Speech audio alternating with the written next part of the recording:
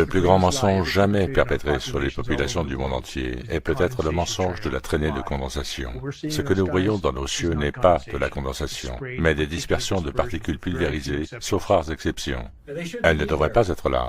Les moteurs à réaction brûlent proprement, donc s'il y a quoi que ce soit qui sort de ces moteurs, c'est un additif. Ce ne sont absolument pas des traînées de condensation. Les traînées de condensation ne s'attardent pas pour se dissiper en une couverture nuageuse. Point final.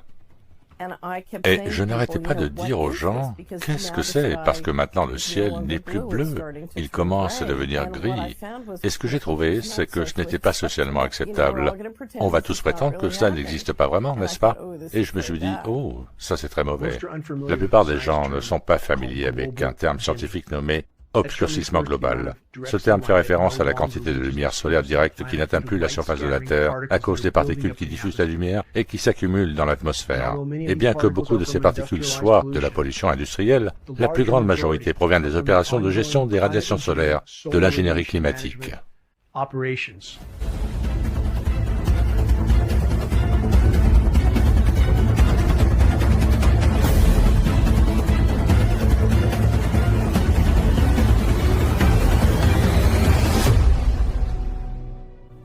Ce moteur est un turboréacteur à double flux, et c'est le moteur qui équipe tous les avions citernes militaires et les jets commerciaux. Il s'agit essentiellement d'un ventilateur à réaction. 90% de l'air qui circule dans ce moteur n'est pas brûlé. Ce moteur, dans sa conception, est pratiquement incapable de produire des traces de condensation, sauf dans des circonstances rares et extrêmes. Et encore une fois, nous avons des images d'avions volant en altitude avec des tuyères visibles. Ils s'allument et s'éteignent. Et c'est la fin du débat. Avant même que l'homme ne sache voler, il y a eu un effort pour essayer de modifier le temps. Nous avons des brevets de modification du temps remontant à plus de 100 ans.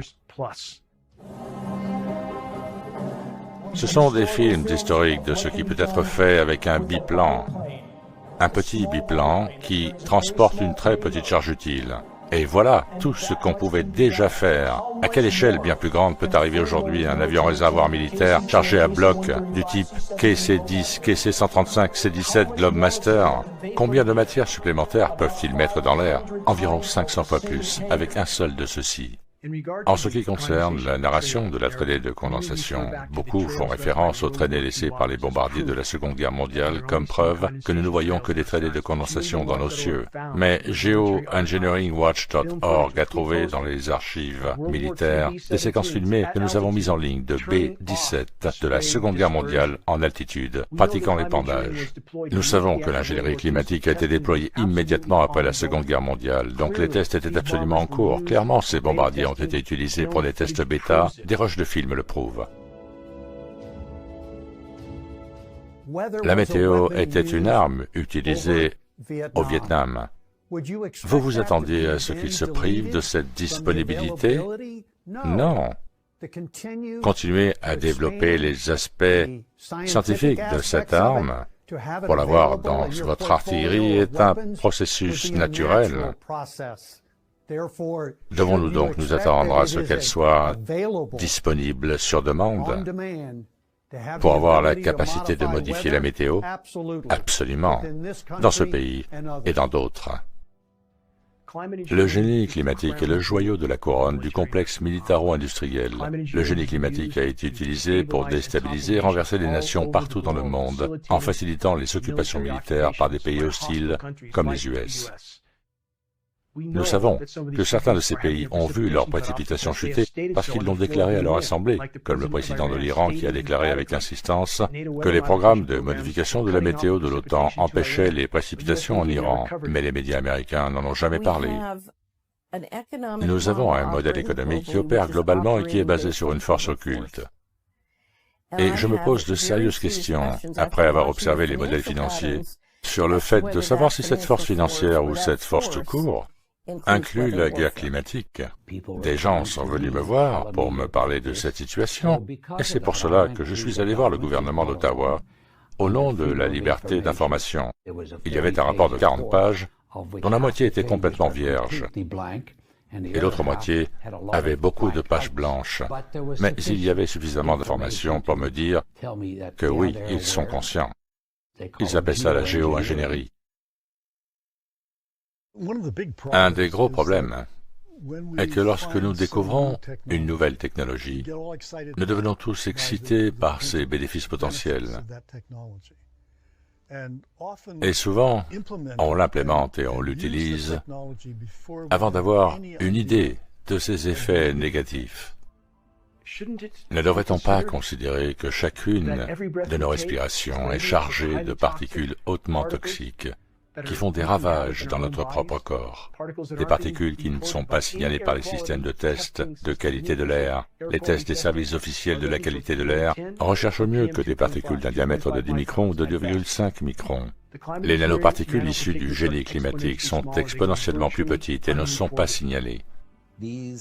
Ces nanomatériaux génèrent des espèces réactives à l'oxygène dans les matériaux biologiques des tissus endommagés qui conduisent à un vieillissement avancé, qui provoque le cancer et qui sont les agents responsables de la démence. Alors oui, nous pourrions penser que tout ceci est positif pour l'humanité, pour sauver notre espèce, mais nous sommes empoisonnés dans le même temps. Finalement, grâce à l'équipe que nous avons formée sur geoengineeringwatch.org, nous avons pu acquérir un avion laboratoire de la NOAA. Nous avons pu faire des tests en altitude pour confirmer les éléments qui apparaissaient en surface. Notre intention était de faire une mission d'échantillonnage de point à point. Nous pouvions voir ces schémas évidents qui étaient déposés dans le ciel. Nous étions vraiment reconnaissants d'avoir pu prendre de l'altitude. Et lors du retour de la mission, nous avons remarqué cette couche de nuages qui était descendue, et nous avons échantillonné sous la couche de nuages, à travers celle-ci et au-dessus de celle-ci. Nous avons trouvé exactement les mêmes éléments que ceux listés dans les brevets d'ingénierie climatique, les mêmes éléments que nous avons trouvés sur d'innombrables tests de surface suite à des précipitations sur la Terre entière.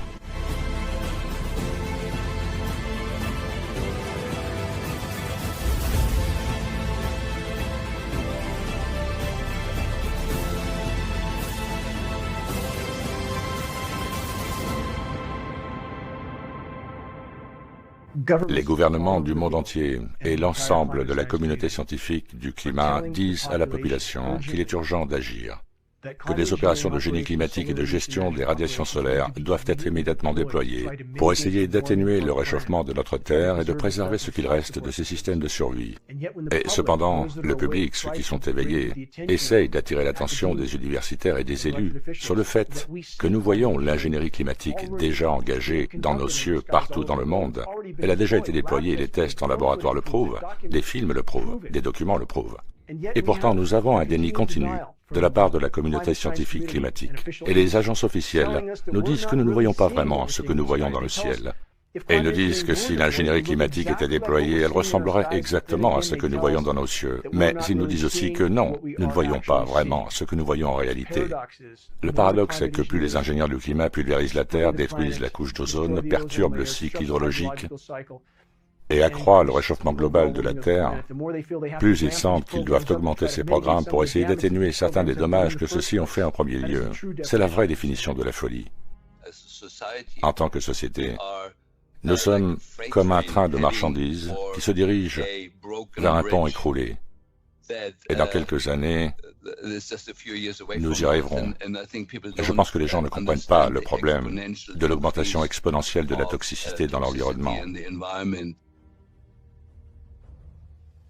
Ces opérations doivent être considérées comme l'entreprise la plus insensée jamais déployée par la race humaine. Celles-ci font systématiquement dérailler tous les systèmes de support de la vie sur Terre. Dans leur tentative d'effacer le Soleil, cet objectif aveugle à court terme, d'essayer de refroidir la planète tout en aggravant le réchauffement global, les ingénieurs du climat, si ces opérations sont autorisées à continuer, enfoncent les clous de notre cercueil collectif. D'un point de vue scientifique, et d'après ce que nous savons sur les nanomatériaux et leurs effets sur la santé humaine et l'environnement, c'est un problème sérieux. Et il mérite vraiment des investigations scientifiques plus poussées. Nous avons besoin de réponses pour aller au fond de ce problème de sécurité nationale.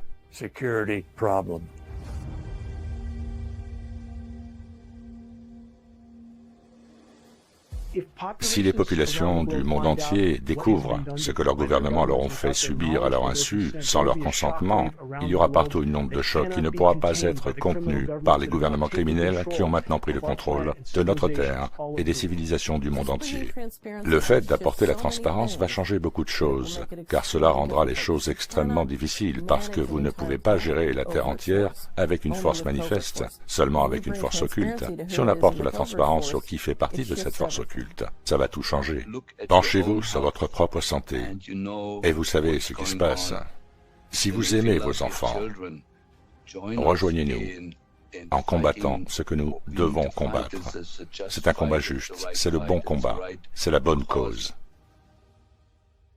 Et si l'ingénierie climatique qui fait dérailler les systèmes de survie de la Terre n'est pas immédiatement révélée et arrêtée, tous les autres défis de la race humaine deviendraient discutables, car la Terre ne supportera plus la vie. Nous sommes dans un territoire complètement inexploré. La totalité de l'architecture de vie est systématiquement contaminée et décimée par l'ingénierie climatique en cours. Et ajouté à toutes les autres formes d'activité humaine ou anthropique qui déjà causent des ravages dans celle-ci, le génie climatique, mathématiquement et statistiquement parlant, est la menace la plus grande et la plus immédiate à laquelle nous sommes collectivement confrontés, à l'exception d'un cataclysme nucléaire. Cela ressemble à de la pure science-fiction, mais il y a un mouvement clandestin croissant de personnes qui croient que nos dures sécheresses font partie d'une conspiration du gouvernement. Ici, des idées farfelues comme la guerre de la météo et l'ingénierie climatique, en d'autres termes, le contrôle du climat, sont acceptées comme des faits de base. La géo-ingénierie est la plus grande attaque contre l'environnement jamais lancée par l'humanité. Sans aucun doute. Dan Wigington, chercheur leader de Geoengineering Watch, tire la sonnette d'alarme. L'ingénierie climatique serait responsable de la sécheresse la plus sévère de l'histoire de la Californie. Dan est habitué aux sceptiques. Il en a été un lui-même. Les paroles ne valent rien pour ceux qui n'ont pas enquêté. Je ne voulais pas y croire moi-même. Dan a une formation dans le domaine de l'énergie solaire, mais il a commencé à enquêter par lui-même il y a une dizaine d'années, après avoir suspecté que quelque chose empêchait partiellement l'énergie solaire d'atteindre sa maison. J'ai grandi dans le sud de la Californie, étouffant dans un nuage de pollution. Aucun des adultes autour de moi ne semblait s'inquiéter de ces conditions, mais pour moi, la vie dans ce nuage toxique était intolérable. J'ai toujours pleinement reconnu les immenses dégâts infligés à la planète par d'innombrables formes d'activité humaine. J'ai fait des conférences sur le réchauffement climatique anthropique. Je rêvais d'air pur et de ciel bleu. Je rêvais de vivre dans une nature vierge, hors réseau électrique. Je rêvais de planter des arbres et de les voir pousser et prospérer. Je rêvais de coexister avec les habitants sauvages de la forêt. J'ai finalement trouvé le cadre serein que je convoitais depuis si longtemps. Une montagne boisée isolée dans le nord de la Californie. Mais le rêve s'est vite transformé en cauchemar. Quand j'ai commencé à perdre des quantités significatives d'énergie solaire dans ma maison isolée hors réseau, j'ai su que quelque chose n'allait pas du tout. On nous dit officiellement que les traînées qu'un avion émet dans notre environnement, qui s'étendent et couvrent parfois tout l'horizon, ne sont que de la condensation. Mais le récit des traînées de condensation est peut-être le plus grand mensonge jamais perpétré sur les populations du monde entier. Il n'est pas possible que la condensation bloque parfois 60, 70 ou même 80% de ma captation d'énergie solaire. J'ai commencé à faire des recherches sur la géo-ingénierie, c'est-à-dire sur le génie climatique, sur des programmes dont les gouvernements du monde entier et les communautés scientifiques du climat nous ont dit qu'ils n'étaient que des propositions. Et pourtant, ils étaient là, dans le ciel, au-dessus de moi. Même aujourd'hui, la communauté scientifique du climat nous dit faussement que nous avons une dernière carte à jouer pour essayer d'éviter l'effondrement total du climat, un effondrement total du système terrestre, mais c'est en fait un mensonge. Les brevets de modification du climat de l'ingénierie climatique remontent à plus de 100 ans, mais toutes les données disponibles indiquent que les programmes ont été déployés à grande échelle immédiatement après la Seconde Guerre mondiale et déployés sur les régions polaires dans le but d'augmenter la taille de la banquise et donc de réguler la température terrestre. Cela pose les bases du développement d'un satellite météorologique qui permettra à l'homme de déterminer les couches nuageuses terrestres et, en fin de compte, de contrôler la météo. Celui qui contrôlera la météo contrôlera le monde. De nombreux documents gouvernementaux publiés sur le site internet geoengineeringwatch.org, dont certains font plus de 800 pages, prouvent que les gouvernements mondiaux et même que les gouvernements que le public perçoit comme des adversaires sont en fait de connivence et coopèrent sur la question de l'ingénierie climatique en raison des ramifications transfrontalières. Vous ne pouvez pas faire de l'ingénierie climatique au-dessus de votre propre pays sans affecter la Terre entière. Et ils travaillent tous ensemble sur ces questions et d'autres gouvernements autour de la Terre sont soit activement, soit passivement coopératifs. Le gouvernement expérimente-t-il avec notre météo? Les gens disent que le gouvernement est en action dans des avions en train de pulvériser toutes sortes d'agents chimiques pour changer ou manipuler le temps. C'est ce qu'on appelle la géoingénierie, combattre le réchauffement climatique en mettant une poussière chimique dans l'atmosphère et en réfléchissant les radiations nocives dans l'espace. Vous pouvez utiliser de l'oxyde de barium, par exemple, qui produit de gros nuages duveteux. Vous pouvez utiliser de minuscules morceaux d'aluminium qui sont inoffensifs pour l'environnement et qui gèrent essentiellement le climat. Et il y a 172 projets de loi devant le Sénat américain actuellement demandant plus de programmes de modification du climat. Une loi sur la modification du climat demandant des recherches pour tenter de changer ou de contrôler par des méthodes artificielles le développement naturel de nuages atmosphériques. Mon opinion personnelle est que nous devons garder la géoingénierie sur la table et l'examiner soigneusement de très près, car nous pourrions être assez désespérés pour vouloir l'utiliser. Il y a une ligne de recherche sur ce qu'on appelle la géoingénierie, qui sont des techniques variées pour retarder le réchauffement de la planète afin de nous faire gagner 20 ou 30 ans pour pouvoir se ressaisir. L'objectif déclaré de certains des ingénieurs climatiques les plus reconnus, comme le Dr David Keyes ou le Dr Ken Caldeira, est de mettre 10 à 20 millions de tonnes de nanoparticules dans le ciel mondial chaque année, ce qui représente une quantité inconcevable de matériaux. Et cette matière vient s'ajouter à la pollution industrielle.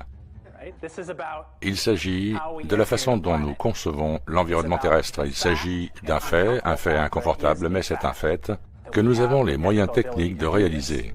Ils agissent tous rapidement, ils sont bon marché et ils sont fondamentalement imparfaits. Le problème est comment contrôler une chose avec laquelle un pays individuel peut avoir un effet de levier énorme sur le climat de la Terre entière, et où il y a des gagnants et des perdants d'une manière qui pourrait être imprévisible. Je ne veux pas vous effrayer, mais je pense que vous pouvez imaginer des scénarios qui mènent à la guerre.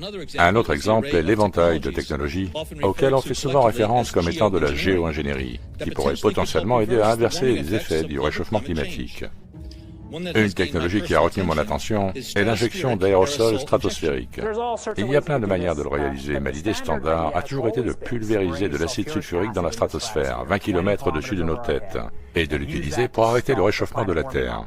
L'exemple que beaucoup citent est celui du volcan du mont Pinatubo, qui a explosé et dont toutes les cendres se sont répandues dans l'air et ont eu un effet refroidissant sur la Terre. Et donc les gens ont proposé depuis le milieu des années 60 que l'on puisse ajouter artificiellement de la poussière dans la stratosphère et ainsi refroidir la Terre. Non pas que ce soit une bonne solution pour le réchauffement climatique, car ça ne le serait pas, mais cela montre la direction que nous prenons en développant des pouvoirs pour manipuler la Terre avec une facilité incomparable. L'atmosphère moins chargée en soufre masque une partie du réchauffement climatique dû au CO2. Vous parlez de l'obscurcissement global? Oui. Leur idée de base est de reproduire ce que font les grands volcans, qui mettent de la matière dans la stratosphère pour refléter la lumière du soleil. Le problème est le suivant, si vous ajoutez du CO2 dans la stratosphère, le CO2 ne se condense pas. On peut mettre de l'aluminium. L'aluminium a une réfraction très élevée, c'est minuscule, ça ne coagule pas, et vous pouvez faire en sorte que vos particules aient des propriétés particulières. Vous pouvez les faire passer au-dessus de la stratosphère, vous pouvez concentrer les particules près des pôles. Les coûts sont si bas que les plus riches pourraient peut-être s'offrir une ère glaciaire. C'est extraordinairement bon marché.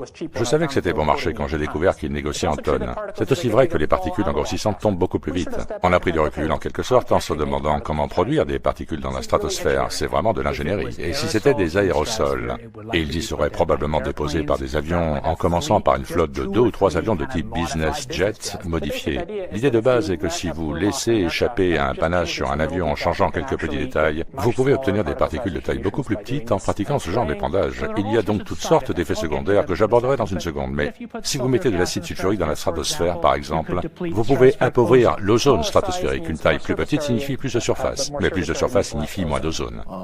Est-ce que ce truc dans la stratosphère va tuer les gens qui vont être sacrifiés? Bien, c'est une préoccupation évidente. Si ça tue 1 million de personnes et qu'on augmente d'1%, nous tuons juste 10 000 personnes de plus. Vous êtes bon en maths, ok. Mais Bon, tuer des gens n'est pas l'objectif ici. Donc si j'ai pris la décision, et c'était une décision collective, de mettre en place un programme d'ingénierie climatique et que vous disiez que le type de programme dont je pense qu'il a le plus de sens est celui d'1 million de tonnes par an, mais disons que vous pourriez finir par tuer plusieurs dizaines de milliers de personnes par an comme résultat direct de ces décisions. Donc la seule chose que nous pouvons faire pour refroidir la Terre, ou pour que la société puisse faire en sorte de refroidir la Terre, est de déployer ce genre de technologie. Et d'ailleurs, ce n'est pas vraiment un risque moral, c'est plutôt du parasitisme pour nos petits-enfants. Et cela signifie qu'il y aura des gagnants et des perdants, tout comme il y a des gagnants et des perdants pour le CO2. Mais ce sont des gagnants et des perdants différents, ce qui rend le problème encore plus difficile à résoudre. Vous avez introduit une autre dimension de complexité dans la gestion du problème climatique de la Terre. Ce que nous observons financièrement, c'est qu'une grande partie de la politique publique est basée sur la théorie du changement climatique. Et pourtant, dans cette discussion, nous ne parlons jamais de ce que sont toutes ces pulvérisations et comment cela se passe-t-il. L'ingénierie de la météo vous donne la capacité de surmonter ou d'empêcher les sécheresses. Elle vous donne aussi la capacité de les infliger si vous n'êtes pas d'accord avec le plan. Et le génie d'infliger une sécheresse est qu'il n'y a pas de soutien populaire contre vous. Donc, ce genre de guerre invisible, si elle peut être menée, est très efficace, il me semble, à la fois positive et négative. Imaginez que vous puissiez prédire la météo sur de longues périodes de temps, combien d'argent vous pouvez gagner, et vous savez que vous pouvez le négocier. Comment gérer l'argent dans ce monde? Beaucoup de gens m'envoient des messages confus et déconcertés quant à savoir comment est-il possible que de tels programmes colossaux puissent se produire dans le ciel au-dessus de nos têtes, des programmes d'ingénierie climatique et de gestion des radiations solaires qui sont littéralement en train de décimer la vie sur Terre. Et ces programmes ne sont reconnus par aucune source officielle, ni même par la communauté scientifique du climat, qui a en effet trahi la race humaine et l'ensemble de l'architecture de vie par leur déni de l'ingénierie climatique en cours dans nos cieux. Et les personnes qui m'envoient des messages sont perplexes quant à la façon dont de telles atrocités peuvent être en cours depuis tant de décennies, et de voir que le déni officiel perdure, et que nous avons des populations qui sont bien trop disposées à accepter ce déni. J'ai commencé à tester certains des éléments primaires nommés dans les brevets d'ingénierie climatique et la gestion des radiations solaires, en commençant par l'aluminium, le barium et le strontium. Mon test est revenu du laboratoire certifié par l'État, et à mon grand désarroi, ces éléments étaient en effet présents en quantité significative, et les tests suivants ont montré des quantités de plus en plus élevées, qui ont continué à augmenter jusqu'à ce qu'un test soit aussi élevé que 3450 ppb d'aluminium, ce qui veut dire des puits hautement toxiques. Je savais que ma vie ne serait plus jamais la même parce que je ne peux pas détourner le regard, c'est complètement intolérable pour moi de vivre sous des cieux toxiques. Et qu'en est-il des arbres? Qu'en est-il des chauves-souris, des ours, des oiseaux, des abeilles? Ils n'ont pas de voix sauf la nôtre.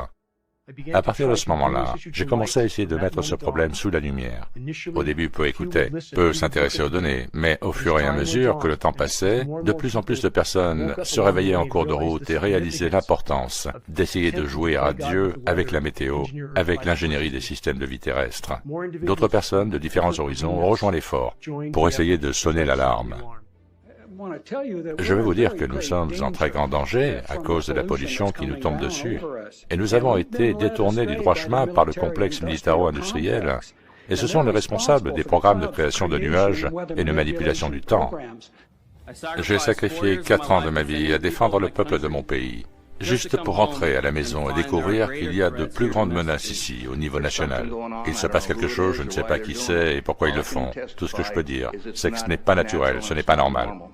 Maintenant, la teneur en aluminium de la pluie devrait être nulle. Et il y a beaucoup d'arguments pour dire que l'aluminium est très commun, mais l'aluminium n'est commun que sous une forme liée. Il n'est pas commun sous une forme libre, et nous trouvons des taux élevés d'aluminium libre. Parce que vous pouvez répandre tellement de petites particules dans l'environnement, cela augmente considérablement la surface couverte dans cet environnement. Parce qu'il y en a tellement que lorsque vous regardez le soleil et que vous voyez une brume blanche, eh bien, c'est de l'aluminium flottant dans l'air, en ce moment même, et ça vient des avions. Gestion du rayonnement solaire, GRS, pour bloquer le soleil. C'est le but déclaré. Les conséquences ne semblent pas être prises en compte dans ces programmes, mais c'est l'objectif déclaré de presque tous les documents des Nations Unies et de la gouvernance mondiale concernant ceci. Et au cours des 5 dernières années, j'ai vu le nombre de patients atteints de la maladie d'Alzheimer, de Parkinson et d'autres maladies neurodégénératives augmenté énormément, presque quadruplé. Le Code des États-Unis dit que vous ne pouvez pas expérimenter sur le public américain, et si vous le faites, vous devez le signaler au Congrès dans les 30 jours. Où est la preuve que cela a été fait? C'est aussi pour que les médias commencent à en parler. Donc, pour chacun d'entre nous, il y a des conséquences dont nous ne sommes peut-être pas conscients, et il est important pour nous tous de nous unir et de mettre un terme à ces programmes et de tenir des discussions publiques sur ceci autant que possible. Et je veux que vous sachiez tous qu'il est important que nous réalisions que ce n'est pas normal et naturel, que ce sont des programmes expérimentaux qui sont menés en ce moment, et nous devons tous nous lever et dire non.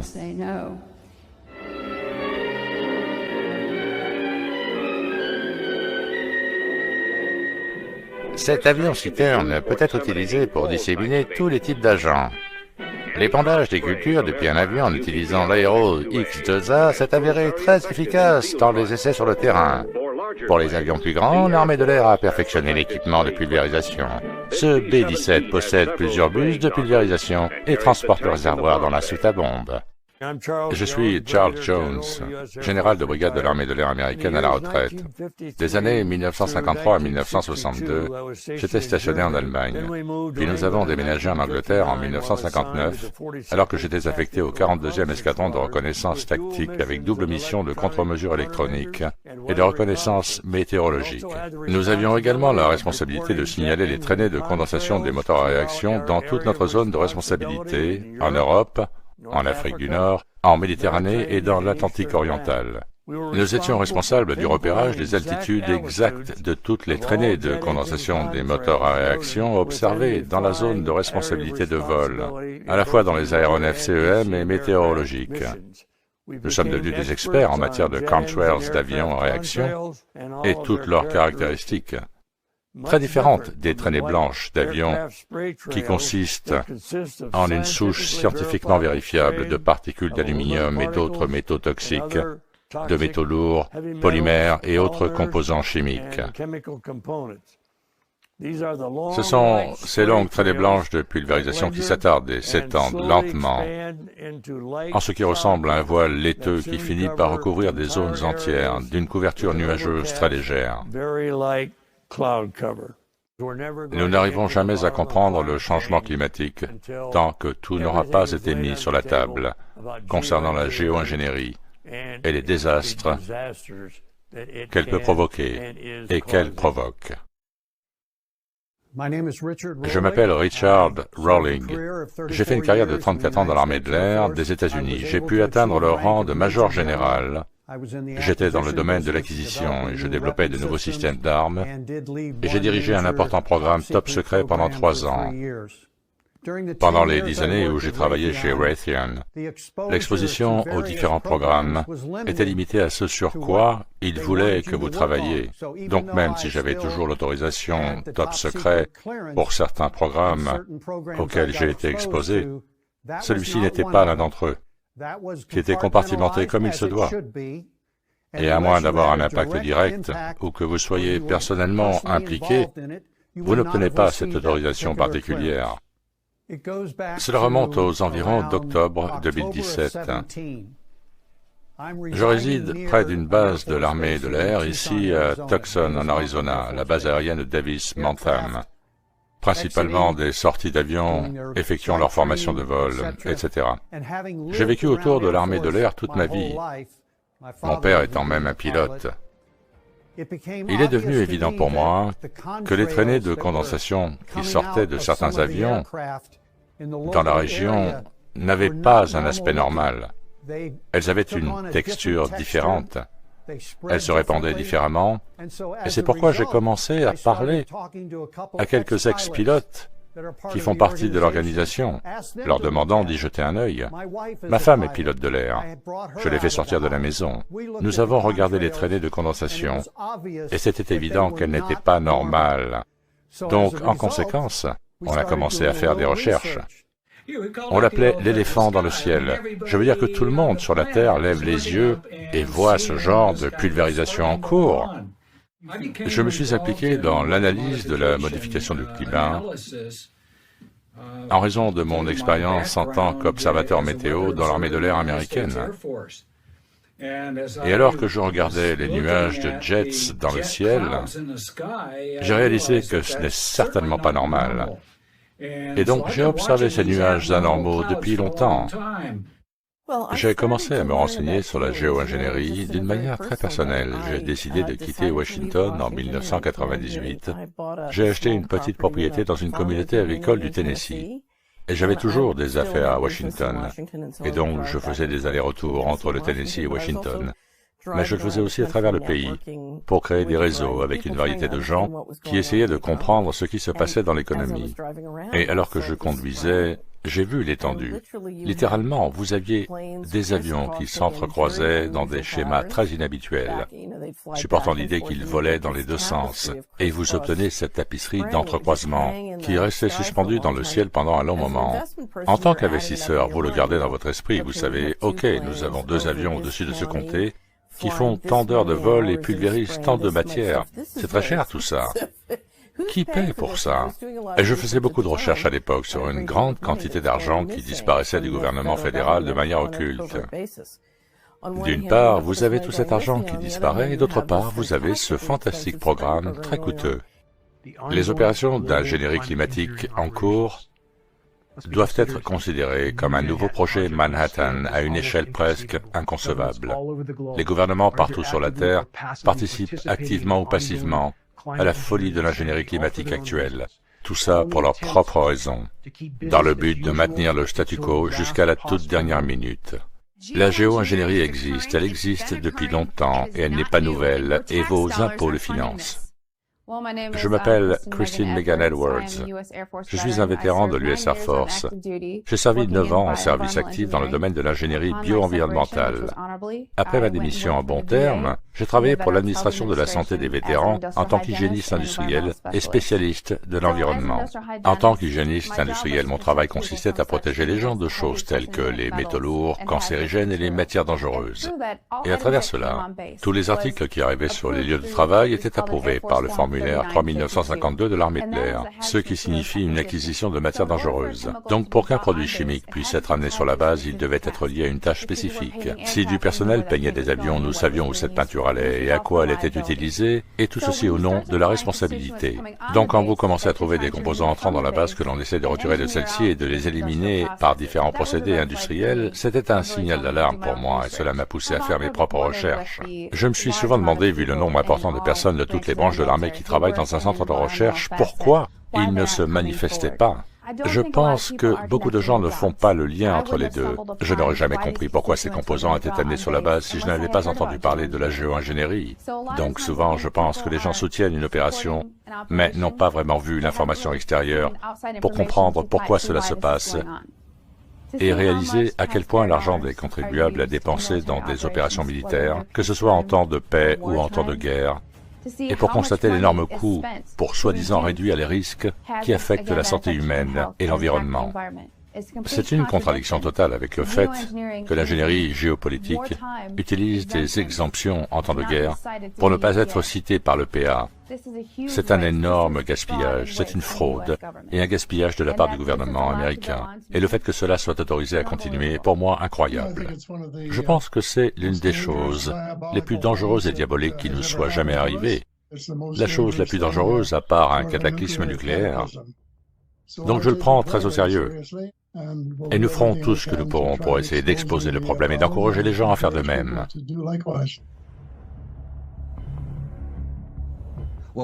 Quand j'étais jeune, j'étais un grand fan de Kurt Vonnegut. Il a écrit des œuvres remarquables. Et j'ai appris plus tard que la plupart de la matière de ses œuvres provenait du travail de son frère Bernard Vonnegut, qui était un scientifique à General Electric sous la direction d'Irving Langmuir, le scientifique en chef. Ce travail était axé sur la production de cristaux de glace à température élevée en utilisant un composé appelé iodure d'argent. J'aimerais vous emmener dans le laboratoire et vous montrer quelques-unes des expériences qui nous ont conduites à mener des expériences en plein air et à la transformation des nuages en neige. Voici quelques-unes des photos que j'ai prises, qui ont été produites dans le laboratoire. Voici une photo du premier nuage que nous avons ensemencé en novembre dernier, en mettant de la glace sèche provenant d'un petit distributeur placé sous l'avion. Dans de nombreuses conditions, bien sûr, de fortes tempêtes de neige seront générées de cette manière. La nature a enfin permis de faire quelque chose pour le temps. Les scientifiques ont travaillé sur ce projet dans les années 40, 50 et 60. Un projet qu'il était probablement prévu de déployer aujourd'hui. Les recherches faites par Vonnegut et Langmuir ont coïncidé avec des changements dans notre ciel. Alors que ces programmes, ou du moins ce type de recherche, ont augmenté, les cieux ont commencé à changer. Ma première observation réelle de ces changements et ma première prise de conscience ont eu lieu quand j'ai élevé les yeux et que j'ai vu dans le ciel ces traînées blanches en train d'être tracées par les avions et qui se développaient en couches confluentes, qui dérivaient sur des centaines de kilomètres tout en changeant le climat, la température, l'intensité de la lumière, ainsi que sa qualité. C'était amusant de constater qu'il n'y avait pas beaucoup de littérature publiée sur ce sujet. Il y avait eu quelques rapports gouvernementaux dans lesquels j'avais creusé. Il y avait des preuves que ce type de recherche était menée. Et en fait, il y avait eu une présentation où Dan Wigington a posé des questions sur les matériaux qu'ils ont utilisés et leur rôle possible dans les programmes de modification du temps. Les études sur la qualité de l'air, y compris celles provenant du CARB California Air Quality Resource Board, ont nommé les particules de taille inférieure à 1 micron comme étant particulièrement nocives pour la respiration humaine. À travers toutes les discussions aujourd'hui, je n'ai entendu aucune mention de ces retombées, et cela a-t-il été étudié, ainsi que les effets d'un métal très réactif comme l'aluminium sur la toxicité du sol et des eaux? La question est de savoir quels seraient les effets de ces matériaux sur la santé humaine s'ils tombaient en poussière de petites particules d'aluminium. Dans notre modèle quantique, nous avons regardé combien de particules supplémentaires, de pluie acide supplémentaires vous obtiendrez à partir du soufre provenant de la stratosphère. Si on le faisait à un taux de 5 mégatonnes par an ou 10 mégatonnes par an de sulfate, et il s'est avéré que cette quantité est bien plus petite que ce que les humains mettent dans la troposphère sur une base annuelle, en brûlant des combustibles fossiles comme sous-produits, et même dans les eaux vierges, le sol aurait une capacité différente et ce ne serait pas nuisible.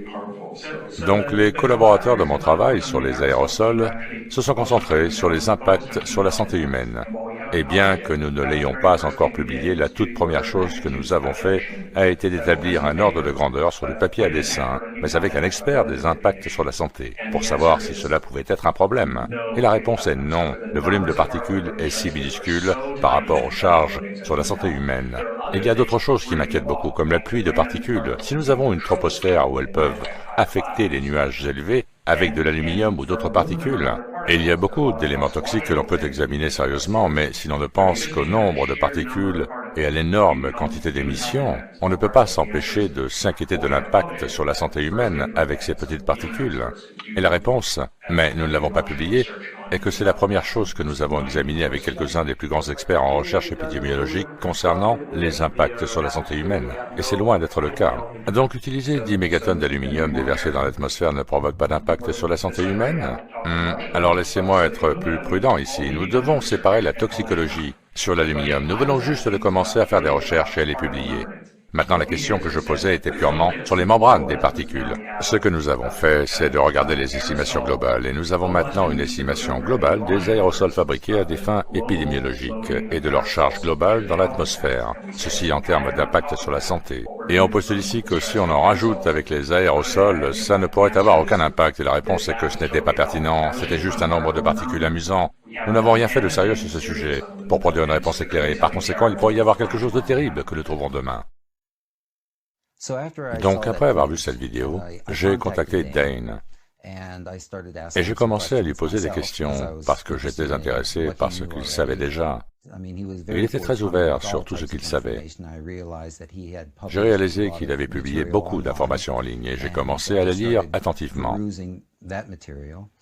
Et j'ai trouvé qu'il creusait des sujets pour lesquels il y avait un manque de preuves scientifiques.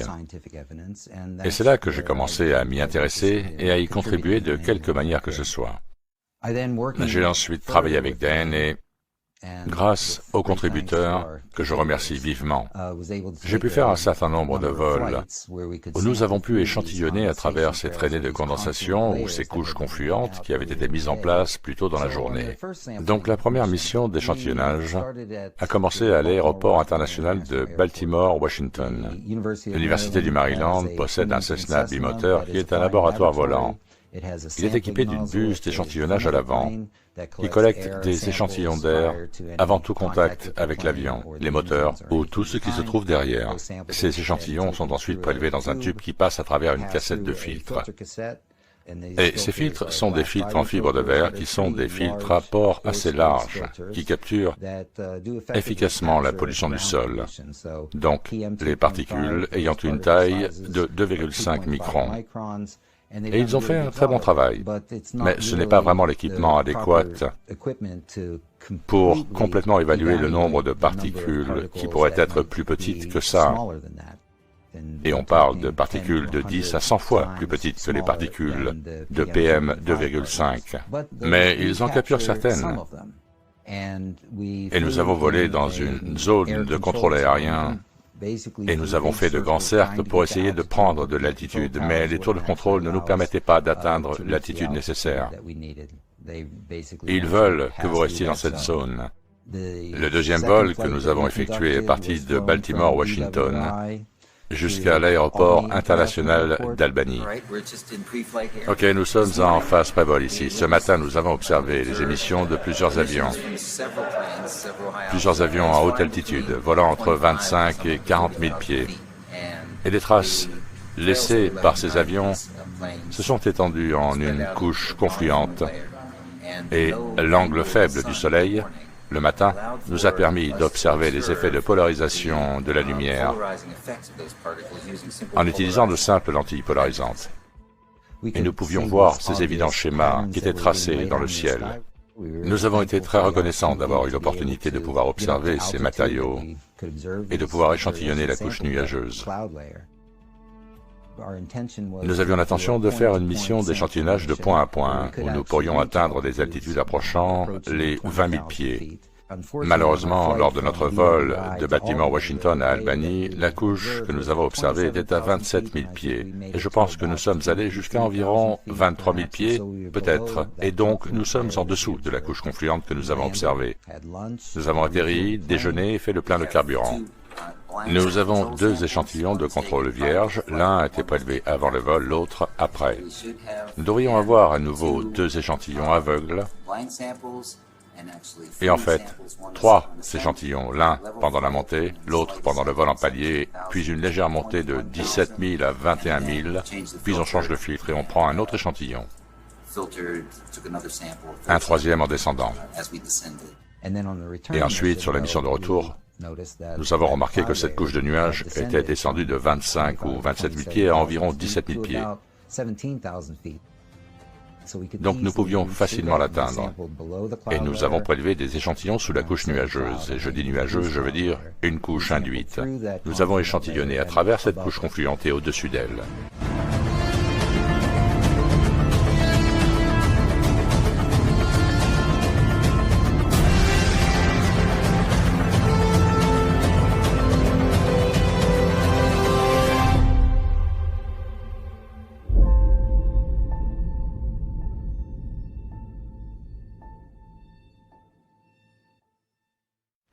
Le principe de base de l'ingénierie climatique consiste à saturer l'atmosphère de substances conductrices d'électricité, des particules de diffusion de la lumière et des polymères comme l'aluminium, le barium, le strontium et le manganèse. Ces particules sont ensuite manipulées par des transmissions de radiofréquences micro-ondes extraordinairement puissantes, qui peuvent chauffer les couches supérieures de l'atmosphère comme l'ionosphère, et qui sont utilisées pour créer des zones de pression qui orientent les courants de vent de niveau supérieur, ce qui impacte ensuite les systèmes météorologiques.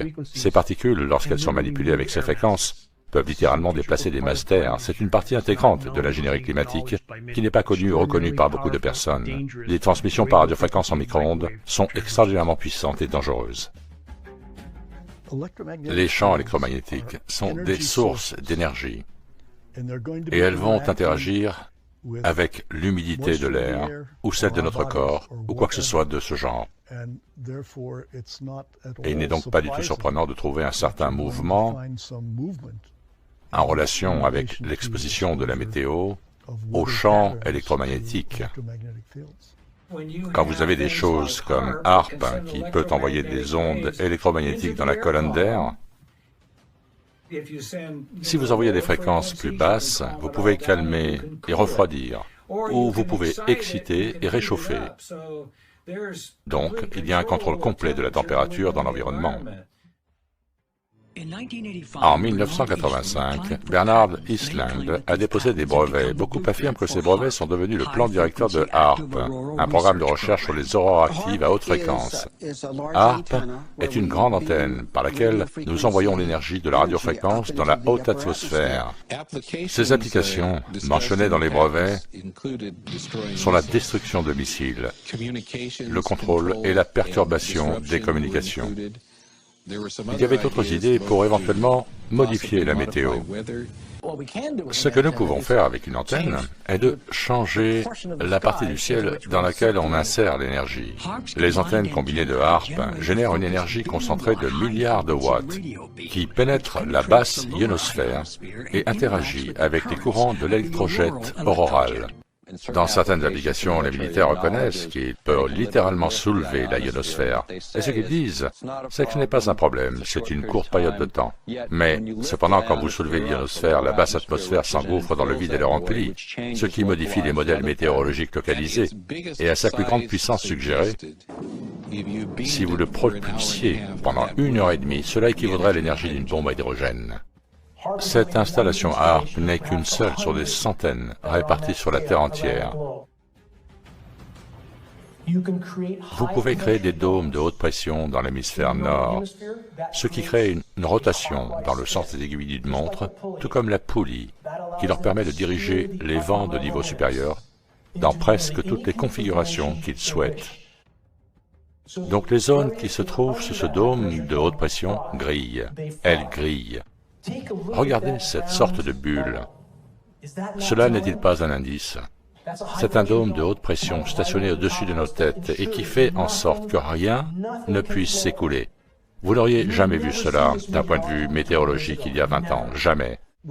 Quand vous avez deux choses qui ont le même mécanisme d'action, on s'attendrait à ce que leurs effets soient additifs ou plus qu'additifs, c'est-à-dire synergiques. Nous parlons de modèles météorologiques. Vous avez des brouillards, des gouttelettes d'eau, vous avez de l'eau dans l'air. Lorsque ces gouttelettes d'eau sont irradiées par des micro-ondes, elles font la même chose que dans notre corps. Elles génèrent des espèces réactives à l'oxygène. Et quand les nanoparticules sont dans cette eau, elles vont faire la même chose à nouveau. Donc, au minimum, on pourrait s'attendre à ce que ces effets soient additifs, avec la possibilité qu'ils soient plus qu'additifs. Et si les fréquences font ça aux particules, qu'est-ce que cela provoque en nous? Quel est l'impact sur l'architecture de la vie, étant donné que tout ce qui est vivant contient de l'eau, sous une forme ou sous une autre? Que nous arrive-t-il? Et regardez ce qui arrive à un flux d'eau lorsqu'il est exposé à des fréquences élevées. Difficile à croire, et quand vous y ajoutez des particules, l'effet est encore plus profond. Il y a un émetteur de radiofréquence qui, en se basant sur la direction de transmission du signal, isole les précipitations et bloque toute une partie de celle-ci. Il s'agit de l'un de ces émetteurs de radiofréquences qui sont mis en place partout dans le pays, partout dans le monde, ou partout où le réseau électrique le permet. À nouveau, on voit ici l'émission de radiofréquences sculptant un angle de 90 degrés. C'est l'effet global, complètement artificiel. Il n'y a pas un météorologue qui ne sache pas ce qui se passe. Aucune chance. Beaucoup posent cette question. Les cyclones, les ouragans peuvent-ils être manipulés? La réponse courte est oui. Le projet Cirrus, L'armée américaine a été engagée dans des programmes de manipulation d'ouragans depuis au moins 1947. Et ces programmes ont été en cours depuis lors. Bien que l'armée américaine le nie, elle prétend avoir arrêté ses recherches. C'est un mensonge flagrant. Geoengineeringwatch.org a capturé des séquences filmées de transmission de fréquences radio, utilisées pour manipuler les particules atmosphériques pulvérisées par les opérations d'ingénierie climatique, afin d'orienter et de diriger les ouragans. Ils peuvent être manipulés à un degré que peu peuvent comprendre. Nous avons des images satellites de la NASA, disponibles sur le site, qui montre une extraordinaire manipulation de l'atmosphère au large de la côte ouest de l'Afrique, d'où proviennent les cyclones du bassin atlantique. Et il n'y a pas de théorie, il n'y a pas d'hypothèse, il n'y a pas de conjecture, la manipulation des cyclones est absolument positivement en cours. Une part de cette technologie est en fait issue du programme furtif. Le programme furtif était l'idée d'essayer de réduire la quantité d'énergie radar réfléchie par un avion. On pouvait mettre des particules de métal dans la peinture elle-même. Ces particules absorbaient alors cette énergie. Mais si vous mettiez ces particules dans l'air et que vous diffusiez un signal qui est accordé sur la fréquence exacte qui correspond à leur taille, et c'est la clé, toutes ces particules sont de tailles identiques.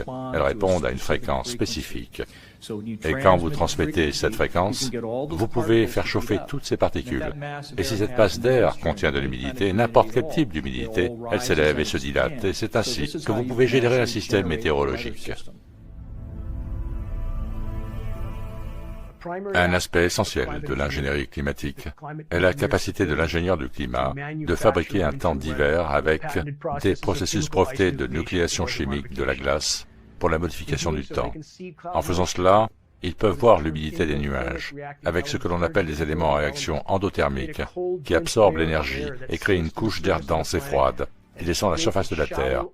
Une couche froide peu épaisse, peut-être de quelques centaines de pieds d'épaisseur, qui crée l'illusion d'un temps hivernal, sur une Terre en état d'urgence. Donc les températures de surface sont en fait très froides, parfois incroyablement froides, mais cela reste une couche peu profonde. Il s'agit de fabriquer des événements météorologiques hivernaux qui sont ensuite montés en épingle par les grands médias, divisant la population et la rendant perplexe quant au véritable état de notre Terre et à ses réelles températures. Ils se sont souvent concentrés sur des régions particulières, comme en 2014 à Boston, sur la côte est des États-Unis, en créant tempête de neige après tempête de neige après tempête de neige, avec de l'humidité nucléée chimiquement, accompagnée de titres sensationnels sur cet événement. 100 millions d'Américains ont été touchés par une tempête d'hiver comprenant à peu près tout l'arsenal météorologique, et en convainquant une grande partie de la population qu'il n'y avait rien d'anormal avec le climat. Il y avait en fait des records de froid dans certains endroits, et donc dans d'autres endroits il y avait une chaleur record même pendant les mois d'hiver. Les gens ont tendance à ignorer cela. Ainsi, le réchauffement terrestre devient un événement incontrôlable. Les éléments chimiques de nucléation de la glace qui ont été injectés dans l'humidité des nuages atteignent la surface avant la congélation, ce qui explique que les pluies gelées et les tempêtes de glace deviennent de plus en plus la norme. Combien de personnes connaissent les boules de glace qui apparaissent sur les rives du lac Michigan, recouvrant les plages et pesant souvent 75 livres ou plus, et se produisant parfois dans de l'eau à plus de 40 degrés Fahrenheit? Comment cela peut-il se produire? Grâce à la nucléation chimique de la glace. Ce n'est rien de moins qu'une guerre météorologique hivernale avec des accumulations de glace destructives provenant de cette nucléation chimique, de l'encensement des nuages produisant de la neige dangereusement glissante et gelée. Les matériaux qui contiennent des tensioactifs sont utilisés dans des opérations d'ingénierie climatique de nucléation chimique de la glace et d'encensement des nuages afin de réduire la coagulation des particules, c'est-à-dire d'empêcher les éléments du génie climatique de se coller ensemble et de former des particules plus grosses qui descendraient plus vite vers la planète, ce qui ne serait pas favorable au scénario de guerre hivernale.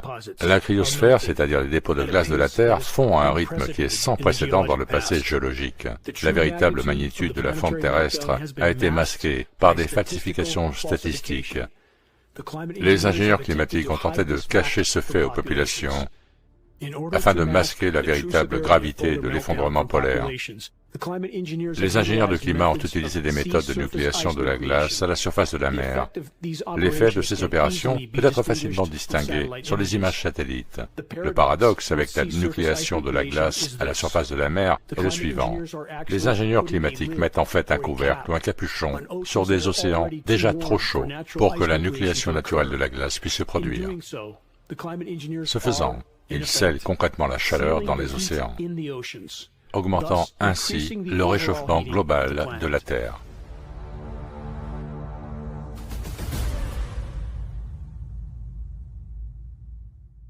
Voici un autre grand spécimen de chêne noir. C'est la mi-février. Il a déjà ses feuilles. Il a 2 mois d'avance sur le moment où il devrait avoir ses feuilles. Les feuilles de l'automne dernier sont restées dans les arbres et, à la fin du mois de novembre ou au début du mois de décembre, quand il y a une certaine série de pluies, et c'est ce qu'on a vu ces 4 dernières années, toutes les feuilles des arbres à feuilles caduques sont mortes, mais restent accrochées à celui-ci, comme vous le voyez, plus bas, sur cet arbre. Et il nous paraît qu'une sorte de défoliant est utilisé dans le mélange de pulvérisation de l'aérosol. Et nous savons que les producteurs de fruits ont utilisé ce type de méthode pour mettre leur verger en dormance pendant des années, parce que les températures ont progressivement augmenté. Les défoliants enlèvent progressivement le feuillage ou les feuilles de la plante. Une semaine après la pulvérisation du défoliant, les plantes deviennent sèches et presque sans feuilles. La défoliation est une manœuvre destinée à éplucher les feuilles des plantes qui servent de couverture aux Viet Cong qui tentent des embuscades aux convois de ravitaillement et au mouvement des troupes alliées. La décomposition de la litière du sol forestier, c'est-à-dire des matériaux organiques qui le composent, les feuilles, les aiguilles de pin, les brindilles et le bois, est aujourd'hui presque inexistante. Le microbiome du sol a été dévasté. Les systèmes racinaires des arbres et de la flore forestière sont en train de mourir, tout comme les couronnes des arbres. La contamination par le génie climatique ne tue pas seulement les sols, les micro-organismes du sol, mais elle provoque aussi l'arrêt de l'absorption des nutriments par les arbres, ce qui entraîne une mort lente et prolongée de la forêt. À cause de l'effondrement de la couche d'ozone, les radiations UV intenses provoquent la fermeture des stomates, les orifices respiratoires des arbres. Donc les arbres ne respirent pas, ne peuvent pas se nourrir, ils sont simplement en sommeil. La forêt n'a plus l'odeur d'une forêt, parce que les arbres ne respirent plus. Même au printemps et en été, de plus en plus d'arbres n'ont plus de croissance. Ce qu'il reste est un silence stagnant, des forêts sèches, mortes et mourantes, qui ne sont qu'à une étincelle de l'incinération totale. Chaque personne à qui j'ai parlé jusqu'à présent m'a dit qu'elle ne savait pas pourquoi elle faisait ce qu'elle faisait, qu'elle brûlait différemment, qu'elle brûlait de manière plus agressive que par le passé. Et je sais que nous disons ça chaque année, mais c'est sans précédent. Elle brûle dans toutes les directions en même temps. Le plus grand facteur qui crée les conditions de ce type d'incendie sans précédent partout dans le monde, c'est le génie climatique. Pourquoi? Parce que le génie climatique perturbe le cycle hydrologique, c'est-à-dire le cycle des pluies. Le génie climatique détruit la couche d'ozone, ce qui a pour effet de bombarder les forêts de radiations UV incroyablement intenses, les détruisant de haut en bas. Le génie climatique ionise l'atmosphère et la rend plus conductrice d'électricité, ce qui facilite l'apparition d'éclairs plus secs, provoquant encore plus d'incendies. Le génie climatique recouvre le feuillage et le sol des forêts d'une poussière hautement incendiaire, faite de nanoparticules d'aluminium, de polymères, de barium, ce qui augmente encore plus l'inflammabilité de la forêt. Dans toutes les directions possibles et imaginables, le génie climatique est le plus grand facteur de causalité dans l'apparition de ces feux épiques qui dévastent les forêts du monde entier. L'équilibre de notre planète a été complètement rompu et il existe maintenant des boucles de rétroaction qui ont été déclenchées jusqu'à 50 fois. Une fois qu'un domino tombe, ce domino en renverse un autre plus grand et encore un autre plus grand et le processus continue. Et c'est ce qui se produit actuellement sur la Terre. Et nous avons maintenant du méthane qui s'échappe du sol et monte dans l'atmosphère, provenant des dépôts d'hydrates de méthane autrefois gelés, partout sur la Terre, dans la toundra sibérienne et sur le fond de la mer Arctique. Rien n'y échappe, et cela s'élève dans l'atmosphère, recouvrant la Terre comme une couche de verre. Le méthane, sur un horizon de 10 ans, est de 100 à 120 fois plus puissant que le CO2 comme gaz à effet de serre. Il y a assez de méthane dans ces dépôts pour transformer notre Terre en Vénus plusieurs fois, et il est libéré en ce moment, dans l'ingénierie climatique, pour tenter de masquer ce qui se passe, ce qui en fait alimenté davantage de processus. L'ingénierie climatique modifie les niveaux supérieurs de l'atmosphère, qui à leur tour modifie les courants océaniques. Nous avons maintenant de l'eau chaude qui est pompée dans l'Arctique à des endroits où elle ne devrait pas l'être, provoquant des explosions massives de méthane qui doivent être vues pour être crues. Elles peuvent être vues lorsqu'elles se produisent sur des zones terrestres comme la toundra sibérienne, des cratères massifs qui ressemblent à ceux d'une guerre nucléaire massive.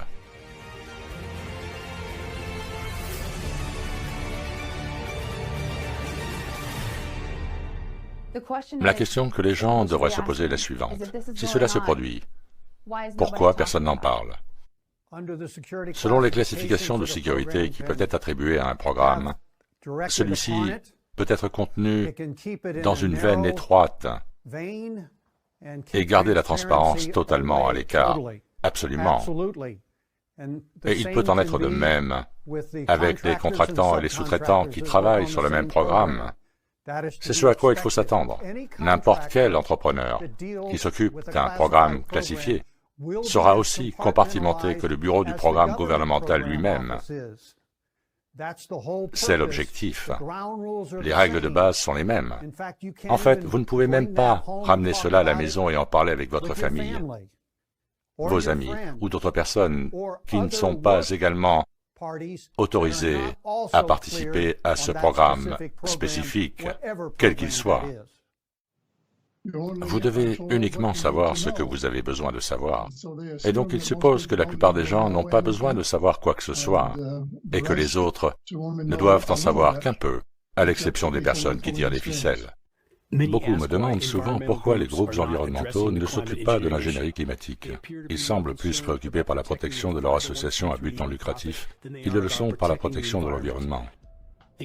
Ignorer et dissimuler la vérité sur les sources vérifiables des dommages causés à l'environnement, ce n'est pas une protection, c'est une trahison totale, c'est le même comportement frauduleux que nous voyons de la part de toutes les grandes entreprises mondiales qui obéissent à la structure du pouvoir tout en décimant la biosphère entière dans le même temps.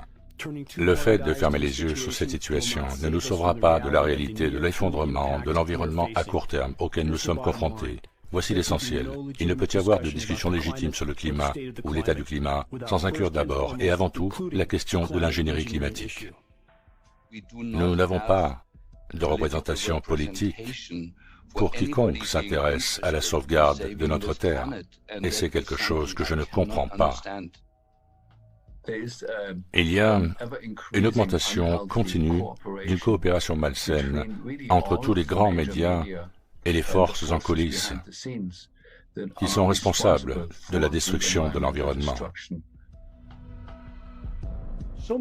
Beaucoup de gens ont essayé de nier l'existence de ces programmes parce que selon eux, s'ils existaient, les gens feraient la queue pour les dénoncer, ce qui est parfaitement faux.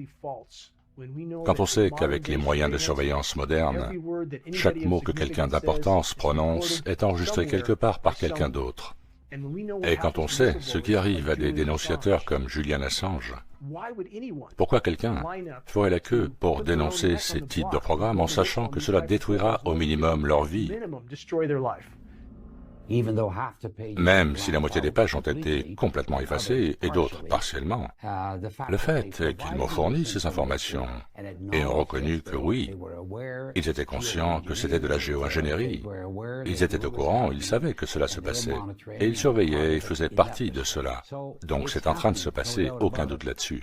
Si ces programmes étaient d'une quelconque bienveillance, pourquoi y aurait-il une ordonnance de non-publication fédérale illégale sous laquelle sont placés tous les employés du service national de la météo et de la NOAA, ce qui est un bâillon fédéral illégal? Bien, cela devrait vous indiquer tout de suite que tout ceci se passe à un niveau très élevé, évidemment. Donc, ils ne répondront pas aux questions sur ce sujet. Ils nous donnent des informations bidons sur ce qui se passe. Les gens qui nous disent ce que nous devrions faire nous égarent. Et ils doivent répondre de leurs actes au terme d'une enquête solide sur ce qui se passe. Si vous regardez la richesse totale que nous pourrions créer sur la Terre, si nous créons un système financier qui soutient la vie et qui est en alignement avec celle-ci, je vous dirais que notre richesse financière actuelle représente moins d'1% de ce qui est possible. Nous n'avons pas de problèmes économiques sur la Terre, nous avons un problème politique. Mais l'économie est tellement sous-optimisée, et c'est à cause de cette force qui la contrôle du haut vers le bas. Donc, quoi qu'il se passe, je dis qu'il faut le dire aux gens parce que vous savez, le peuple peut le gérer, le peuple peut, quel que soit le problème, s'en occuper et le résoudre. Donc je suis pour la transparence. Et je sais que si suffisamment de gens font pression pour avoir assez de transparence, nous pourrons le faire. Une sorte de substance étrange trouvée par un scientifique, un homme du sud-ouest de l'Arkansas, pourrait faire partie d'un test gouvernemental. Le reporter d'investigation de KFC News 12, Jeff Burrell, nous montre les résultats de tests que nous avons effectués sur ce qu'il y a dans notre ciel. Cela commence comme des traînées de condensation normales, provenant d'un moteur à réaction, mais elles ne s'estompent pas comme une traînée de condensation normale. KFC News 12 a obtenu l'échantillon testé dans un laboratoire. Le résultat était un taux élevé de barium, 6,8 parties par million, plus de 3 fois le niveau de toxicité fixé par le PA. Nous sommes sur le point d'entrer dans la salle blanche où nous allons examiner les échantillons par microscopie électronique à balayage. La microscopie électronique à balayage fournira des informations sur la taille des particules distribuées. Nous serons en mesure d'obtenir des analyses élémentaires. Le but de cette technique est de prioriser nos échantillons pour une imagerie plus avancée en aval, une imagerie à plus haute résolution, en particulier par microscopie électronique à transmission. Je mets une nouvelle paire de gants. Nous allons commencer par l'échantillon numéro 8. C'est un vierge qui a été collecté sur le vol retour, sans flux traversant.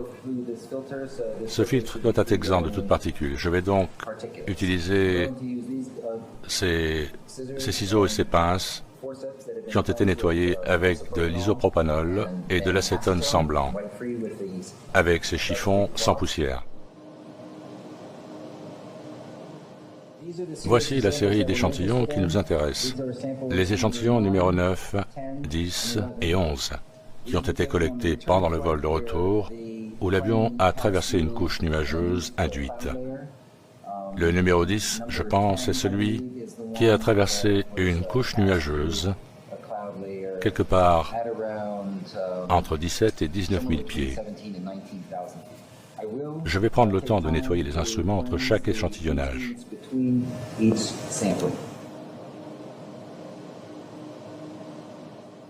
Voici l'échantillon numéro 9, près du centre.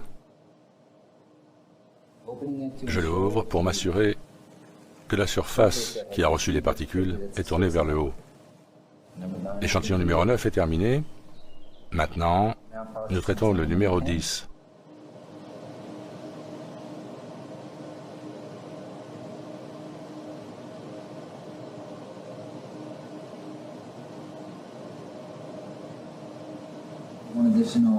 C'est un échantillon supplémentaire vierge qui a été prélevé après l'atterrissage de l'avion, en plus des 3 échantillons contenant des particules prélevées en cours de vol. Nous avons donc un vierge avant la mission et un autre à la fin de celle-ci. Avant l'imagerie, ces échantillons sont recouverts d'une fine couche de platine. Le platine aide à extraire l'excès de charge ou d'électrons et de les drainer vers le substrat. Et maintenant, nous allons traiter les échantillons pris dans la couche nuageuse induite.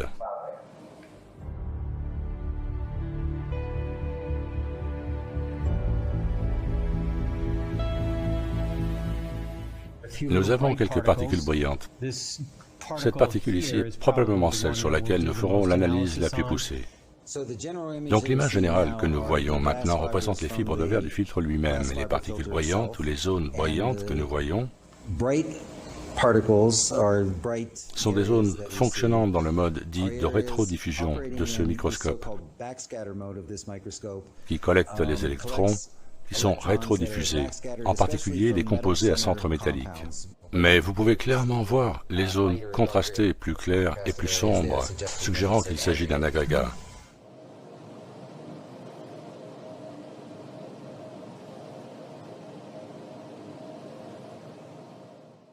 Certaines des plus petites particules que nous voyons ici sont de l'ordre d'environ 415 nanomètres de long.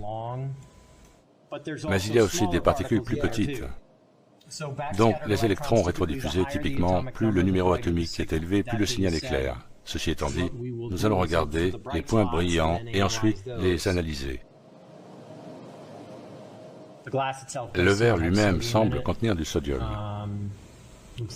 On dirait de l'aluminium, du sodium et du silicium, du calcium, du potassium. La raison pour laquelle cela a attiré mon attention est que c'est plus sombre que tout le reste, et cela contient beaucoup de petites particules. Ouais. Ceci nous donne beaucoup d'informations. Ça identifie les filtres qui ont qualitativement plus de particules que les autres. Plus de matériaux. Vous savez, en gros, nous voyons plus de matériaux sur le filtre. Cela nous donne aussi des informations sur la taille des particules et le potentiel d'agrégat que nous pourrions avoir dans les échantillons. Du sulfure de barium, encore une fois. Le sulfure de barium est intéressant. Il essaie d'obtenir une image à plus haute résolution pour voir s'il s'agit bien d'une seule particule, ou s'il y a des preuves qu'il y a un agrégat de particules plus petites.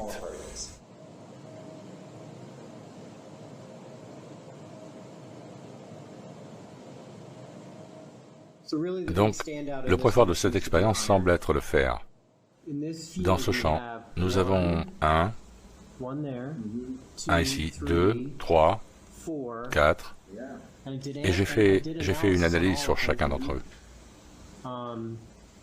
Ils semblent tous être plutôt similaires dans leur composition.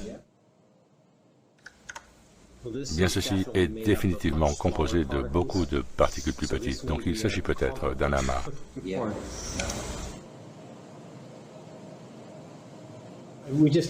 Nous venons d'analyser 3 zones différentes. Cette particule semble être riche en aluminium. C'est un gros flocon. Il y a un peu d'argent aussi. Oui, et en termes d'aluminium, comme la signature d'aluminium que nous obtenons des fibres de verre elles-mêmes, cette particule est beaucoup plus grande, bien plus grande, oui. Alors regardez ça, oui, c'est de l'alumine. C'est facilement 3 fois le silicium. Je pense que le silicium et l'aluminium sont assez semblables. Donc le verre, donc ici si vous regardez juste la fibre de verre, le silicium est significativement plus grand que l'aluminium, donc cette particule-là est principalement de l'aluminium. Donc en mesurant celle-ci, juste ici, elle est en dessous de 70 nanomètres, ok? Bien, dans les échantillons de précipitation que nous avons étudiés dans le passé, les particules d'oxyde d'aluminium que nous avons vues étaient de l'ordre de 40 à 60 nanomètres. Donc c'est cohérent avec la taille que nous avons constatée dans les événements de précipitation. Encore une fois, ces échantillons ont été collectés directement dans l'air.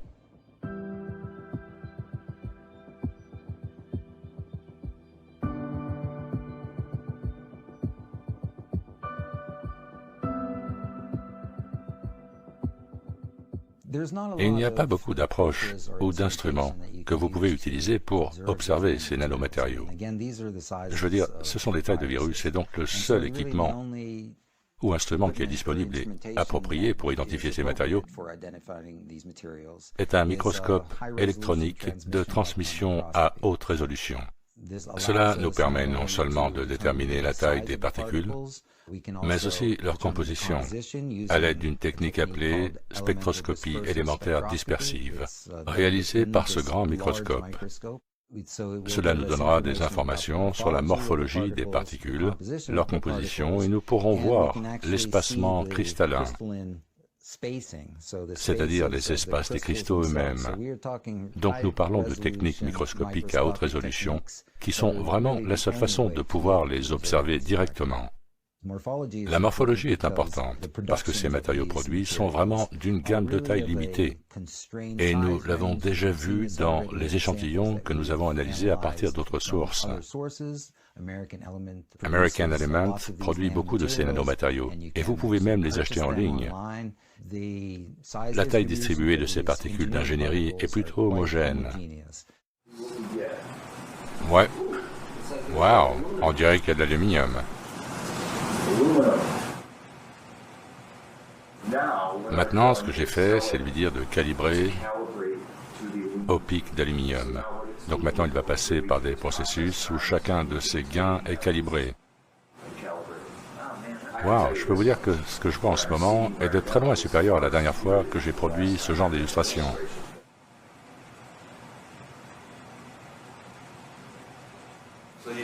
Donc tu vois, on a 2 calciums, ok? K alpha et K bêta, ok? Ce pic de barium est probablement un élément M. Voici votre barrière majeure. Ouais, et ensuite, vous avez les autres variables correctes, triples, quadratiques. L'importance de ces résultats est qu'à ma connaissance, c'est la première preuve de nanomatériaux collectés directement dans les émissions des avions. C'est la première fois que cela est rapporté ou reconnu.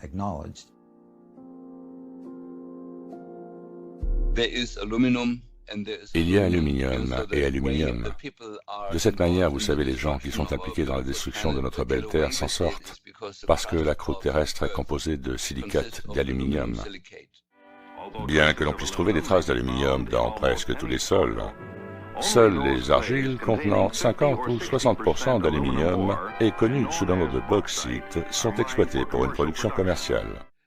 Donc, leur argument est que nous avons toujours eu de l'aluminium dans le système et que notre corps sait comment le gérer. Bien, il y a une différence entre créer des nanoparticules d'aluminium ionisé qui n'existent pas dans la nature, qui est un matériau hautement agressif, qui cherche à réagir chimiquement avec d'autres choses. Le processus chimique atteint son apogée dans ces énormes cuves, où l'alumine extrait du minerai est précipité dans une solution caustique. Puis la teneur en eau est éliminée dans des fours rotatifs géants, ce qui donne cette poudre blanche et pure, connue sous le nom d'alumine. Et une quantité toujours plus importante de cette alumine est utilisée dans l'industrie chimique, dans les produits de conditionnement des sols, dans les abrasifs et dans de nombreuses autres applications. Les particules d'aluminium sont très réfléchissantes et servent donc les objectifs déclarés des ingénieurs du climat, qui sont de réduire la lumière directe du soleil. Les nanoparticules d'aluminium sont également de puissants desséchants, qui absorbent l'humidité atmosphérique, réduisant ainsi l'humidité relative de l'atmosphère, ce qui fait dérailler et perturbe l'ensemble du cycle hydrologique mondial. Les nanoparticules de différents matériaux sont produites pour de nombreuses raisons différentes. En fait, elles sont présentes dans les cosmétiques. Les nanoparticules d'oxyde de titane sont utilisées dans les écrans solaires, ainsi que l'oxyde de zinc. Donc, ce n'est pas une nouvelle invention. Ce qui s'est passé récemment, et encore une fois, mes connaissances sont principalement les effets médicaux et sanitaires, c'est que nous avons appris à manipuler et à créer des nanoparticules à des fins spécifiques. Nous avons une quantité explosive de laboratoires nationaux qui font des recherches sur les nanomatériaux. Et c'est effrayant, parce que premièrement, chacun d'entre eux est toxique pour le corps humain, et deuxièmement, parce que chaque nanoparticule absorbe les radiations gigahertz. Les nanoparticules n'ont rien à voir avec le matériau d'origine dont elles proviennent, donc l'aluminium sous forme nanométrique peut littéralement exploser, il peut être enflammé à une température beaucoup plus basse. Sous cette forme, une autre propriété inhabituelle de l'aluminium apparaît. En suspension dans une peinture, les particules de poudre flottent à la surface et forment une couche continue d'aluminium sur la zone à couvrir. Ce bouclier d'aluminium fournit une protection contre les intempéries et réfléchit la lumière et la chaleur presque aussi efficacement qu'une feuille d'aluminium solide. L'aluminium est l'un des deux métaux, avec le fer, qui existe dans un état triplé. Chaque plus signifie qu'il manque un électron. Et donc, les sels d'aluminium sont le métal le plus déficient en électrons et sont donc très très réactifs aux protéines à l'intérieur de nos cellules, qui elles sont chargées d'électrons. Et donc, l'aluminium crée des liens très forts avec les protéines de nos cellules, ce qui signifie qu'une protéine qui a incorporé de l'aluminium devient une protéine dysfonctionnelle. Nous avons environ 200 000 protéines qui fonctionnent dans notre corps. C'est ce qui crée votre testostérone, c'est ce qui crée votre insuline. Tout cela est fabriqué par des protéines intracellulaires et celles-ci sont contaminées par l'aluminium et deviennent hautement dysfonctionnelles. Aucune créature n'a jamais été capable d'utiliser l'aluminium. Il n'y a aucune créature, aucun virus, aucune bactérie, aucun champignon, rien qui ne se développe grâce à l'aluminium. L'aluminium est mortel pour toute vie sur Terre. Dans la défense nationale, comme dans beaucoup d'autres domaines, l'aluminium est partout dans l'air, sur le sol et sur la mer. L'aluminium polyvalent est au service de nos combattants. Et c'est là le problème des constituants qu'utilise la géo-ingénierie, car ils sont similaires à des éléments qui sont dans des opérations au sol. Que vous soyez à proximité de pièces d'avion contenant du chromate de strontium, que vous soyez impliqué dans le changement de plaquettes de frein qui implique du barium, le pliage de métaux en aluminium pour différentes pièces, toute cette contamination peut être expliquée par leur exposition. Mais la question est de savoir si ceux qui ne travaillent pas dans ces secteurs et qui présentent ces symptômes, d'où ces symptômes viennent-ils ? Je pense que dans les prochaines heures, nous allons voir que le ciel va s'ouvrir un peu avant que les nuages ne reviennent. C'est la nébulosité élevée que nous connaissons. C'est la haute teneur en nuages qui nous arrose venant du nord, et il y en a plus en amont pour nous, plus tard dans l'après-midi, jusque dans la soirée. Mais nous avons eu affaire à une grosse activité militaire en termes de paillettes. Pour la première fois hier, et c'était très amusant. Et c'est là que les militaires déversent les minuscules particules de plastique ou de millars métalliques dans l'atmosphère. Et quand vous voyez cette sorte de modèle comme ça, vous pouvez être sûr qu'il y a quelque chose qui se passe. Ce sont en fait de petites bandes magnétiques, que ce soit de l'aluminium, puis vous voyez ces bandes de couverture nuageuses très distinctes qui se déplacent vers la région. Ce qui n'est pas de la pluie, ce qui n'est pas de la neige, croyez-le ou non. Les avions militaires qui traversent la région larguent des paillettes de petits morceaux d'aluminium, parfois en plastique ou même des produits en papier métallisé. Mais ils sont utilisés pour lutter contre les radars. Il est évident qu'ils sont là-haut en train d'expérimenter. Ils ne veulent pas le confirmer, mais j'étais dans le corps des marines pendant de nombreuses années, je peux vous dire que c'est ce que c'est. Donc nous avons procédé à l'analyse de ces nanomatériaux et nous avons confirmé de manière concluante qu'il y avait des nanoparticules d'oxyde d'aluminium et de sulfate de barium dans les échantillons que nous avons prélevés sur la côte Est lors du second vol.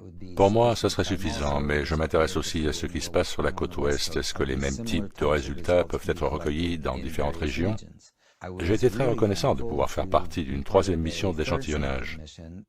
Nous avons volé de San Diego jusqu'à la zone de la baie de San Diego. Le retour s'est fait par un de ces jours où il y avait à nouveau des preuves évidentes d'une configuration du ciel induite par les émissions des avions. Dans cette mission d'échantillonnage, deux choses étaient différentes. L'une est que nous avons utilisé un Learjet. C'est une cabine pressurisée, pour commencer. Et nous pouvons atteindre des altitudes plus élevées beaucoup plus vite. Et nous avons utilisé des instruments qui étaient appropriés pour les petites particules. Nous avions des instruments pour contrôler la qualité de l'air en temps réel. Nous avions deux compteurs de particules à bord, l'un mesurant les PM2,5, donc des particules relativement grosses, celles qui nous préoccupent, ces particules respirables, qui pénètrent dans nos poumons. Et nous avions également à bord un compteur de particules qui descendait jusqu'à 20 nanomètres. Ce compteur, combiné au compteur de particules plus grosses, nous a permis de faire une évaluation complète des matériaux allant de 20 nanomètres à 2,5 microns. Les filtres que nous utilisions étaient d'une taille de 0,1 micron, ce qui correspond à des pores de 100 nanomètres qui capturent beaucoup plus de nanomatériaux libérés. Ce que nous respirons dans les cabines pressurisées est en fait de l'air extérieur. Il est aspiré devant les moteurs. Une partie du flux de l'air va dans le moteur pour alimenter le processus de combustion. Et ensuite, l'air de purge, prélevé directement de l'extérieur sous pression, est utilisé pour pressuriser la cabine. Et nous pouvions l'échantillonner directement à partir des évents. Donc nous avions une petite baguette d'échantillonnage que nous pouvions maintenir sous les vents. Et la baguette d'échantillonnage prélevait les particules ultra fines. Nous avons échantillonné à travers une de ces couches confluentes. Et en passant à travers cette couche, le compteur de particules plus grosses lisait l'air ambiant de la cabine. En ce qui concerne les particules ultra fines, le compteur de nanoparticules a montré clairement qu'il y avait des particules plus petites en nombre significatif présentes dans cette couche. Et c'est important. Je veux dire que ce n'est pas seulement le nombre de particules que nous avons observé, mais aussi qu'elles étaient confinées dans cette gamme de taille plus petite, au-dessus et en dessous de la couche. La qualité de l'air était assez bonne concernant le compteur de nanoparticules plus petites. Mais à l'intérieur de cette couche, il y a des preuves évidentes qu'il y a de plus petites particules en nombre très significatif, et cela a une importance parce que cette condition émergente, connue sous le nom de syndrome aérotoxique, où les hôtesses de l'air et les pilotes deviennent allergiques à leurs propres avions, n'a vu ses causes identifiées à ce jour. Mais les nanoparticules de ce type peuvent provoquer des réactions allergiques et les mêmes symptômes qui sont ressentis par tous ces gens dans l'industrie aérienne maintenant. Les données que nous avons collectées en utilisant le compteur de particules sont déjà convaincantes en termes de nanoparticules présentes dans la couche induite. Il faut maintenant une étude plus large, une contribution de la communauté scientifique plus large, ainsi que des professionnels de la santé. Mais cela prend du temps. Et à mon avis, nous n'avons pas ce temps. Ces matériaux resteront avec nos enfants pendant toute leur vie, aussi longue ou courte soit-elle. Nous n'avons pas vraiment le temps de dire que des recherches supplémentaires sont nécessaires, bien qu'elles le soient, mais pas en même temps que nous continuons à disperser ces matériaux et à affecter la population humaine.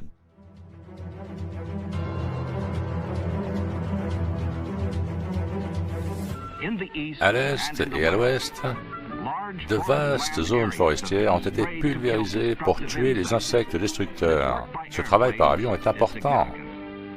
Il a un effet indirect sur tous les Américains. En voici un à suivre ici. Remarque que rien ne sortait. Rien. Il a juste allumé son spray. Il a allumé son spray à l'instant. Avec les compagnies aériennes commerciales, vous n'aurez pas ce genre d'intersection convergente, même s'ils sont à des altitudes différentes. Mais la chose importante à considérer est qu'il n'y a pas de nuages naturels dans le ciel. Tout ce qui est dans le ciel est un aérosol provenant de l'arrière d'un avion. Quiconque dit que cela ne peut pas affecter la météo ignore tout simplement la logique et la réalité. Les grimpeurs de rochers ont cette mentalité qui leur fait affronter la réalité. Si vous ne le faites pas, vous pouvez finir en bas de la falaise parce que la gravité vous y emmènera. Quand je vois le capitaine là-bas qui se profile au loin, je pense à toutes les fois où j'ai ressenti que cet endroit me procurait tellement de choses en tant qu'être humain pour faire l'expérience de la vie. On ne peut pas s'en désintéresser, on doit s'y intéresser, on ne peut pas s'en désintéresser. Ce n'est pas humain, ou c'est un humain qui a été conditionné pour ne plus être un être humain. Tout le spray qui a été mis dans notre atmosphère est apparemment descendu et il affecte l'environnement. Vous voyez tous les arbres qui sont morts et qui sont en train de mourir en ce moment même. Vous pouvez voir ce qui ressort, tous ces arbres bruns qui font tache, quasiment dépourvus de toutes aiguilles. Et ça progresse sur tout le versant de la colline, même sur le haut de la pente. Si vous regardez le versant arrière, je veux dire qu'il y en a partout, c'est vrai. Il n'y a pas de vert uniforme. Il y a juste différentes couleurs de feuilles mortes et de feuilles en train de mourir. C'est tout ce que vous avez. Quelle idée que nous soyons là à ce moment de l'histoire à faire face à cette folie. Peut-être que dans 2 ans, nous ne pourrons même plus nous tenir ici. Il a été prouvé que cela se passe dans tout le pays et dans le monde entier. C'est censé être le Yosemite, un trésor national, un site du patrimoine mondial. Vous voulez prendre une photo? Qu'allez-vous voir? Les opérations de génie climatique saturent notre atmosphère avec des particules qui diffusent la lumière et qui altèrent le spectre lumineux qui atteint la surface de la Terre, ce qui à son tour affecte la photosynthèse. La lumière du soleil qui traverse cette couche sert d'appui à la fréquence de ces toxines. Lorsque vous êtes exposé au soleil, il y a ce halo gris entre vous et lui, et sa lumière brûle. Et la sensation est très désagréable, et vous finissez par vous sentir misérable à la fin de la journée. Alors que lorsque le soleil traverse un ciel bleu clair, vous pouvez attraper un coup de soleil si vous vous exposez trop longtemps, mais c'est une chaleur agréable que vous obtenez. On nous a dit que la couche d'ozone se reconstitue, mais c'est un mensonge flagrant, c'est une dissimulation. Nous sommes bombardés de dangereuses radiations UV, pas seulement UVA et UVB, mais UVC, le dernier spectre des UV avant les rayons X. Donc, si nous avons 10,5 mW par centimètre carré et que nous soustrayons les UVA, qui, je crois, étaient de 4,3 mW par centimètre carré, on se retrouve avec environ 60% du total des UV entrants qui sont des UVB, et c'est tout simplement hors norme. Il est bien connu, y compris dans la communauté scientifique, que les opérations de génie climatique endommageraient la couche d'ozone. Mais parce que la communauté scientifique trahit la race humaine et toute l'architecture de vie, elle n'admet pas que ces opérations ont été déployées depuis longtemps et détruisent la couche d'ozone. Et quand les gens sentent l'intensité du soleil sur leur peau, ce n'est pas leur imagination. Les radiations ultraviolettes extrêmes tuent le plancton. Les populations de plancton sont en chute libre à l'heure actuelle. Le plancton est la plus grande source d'oxygène de la Terre. Pas de plancton, pas d'humains. L'ingénierie climatique, dans toutes les directions imaginables, enfonce les clous de notre cercle collectif. Pour essayer de comprendre ce qui se passe avec le bombardement de nanoparticules, j'ai maintenant décidé de tester des lichens. Les lichens ne tirent leurs nutriments et leur énergie que de l'air et de la pluie.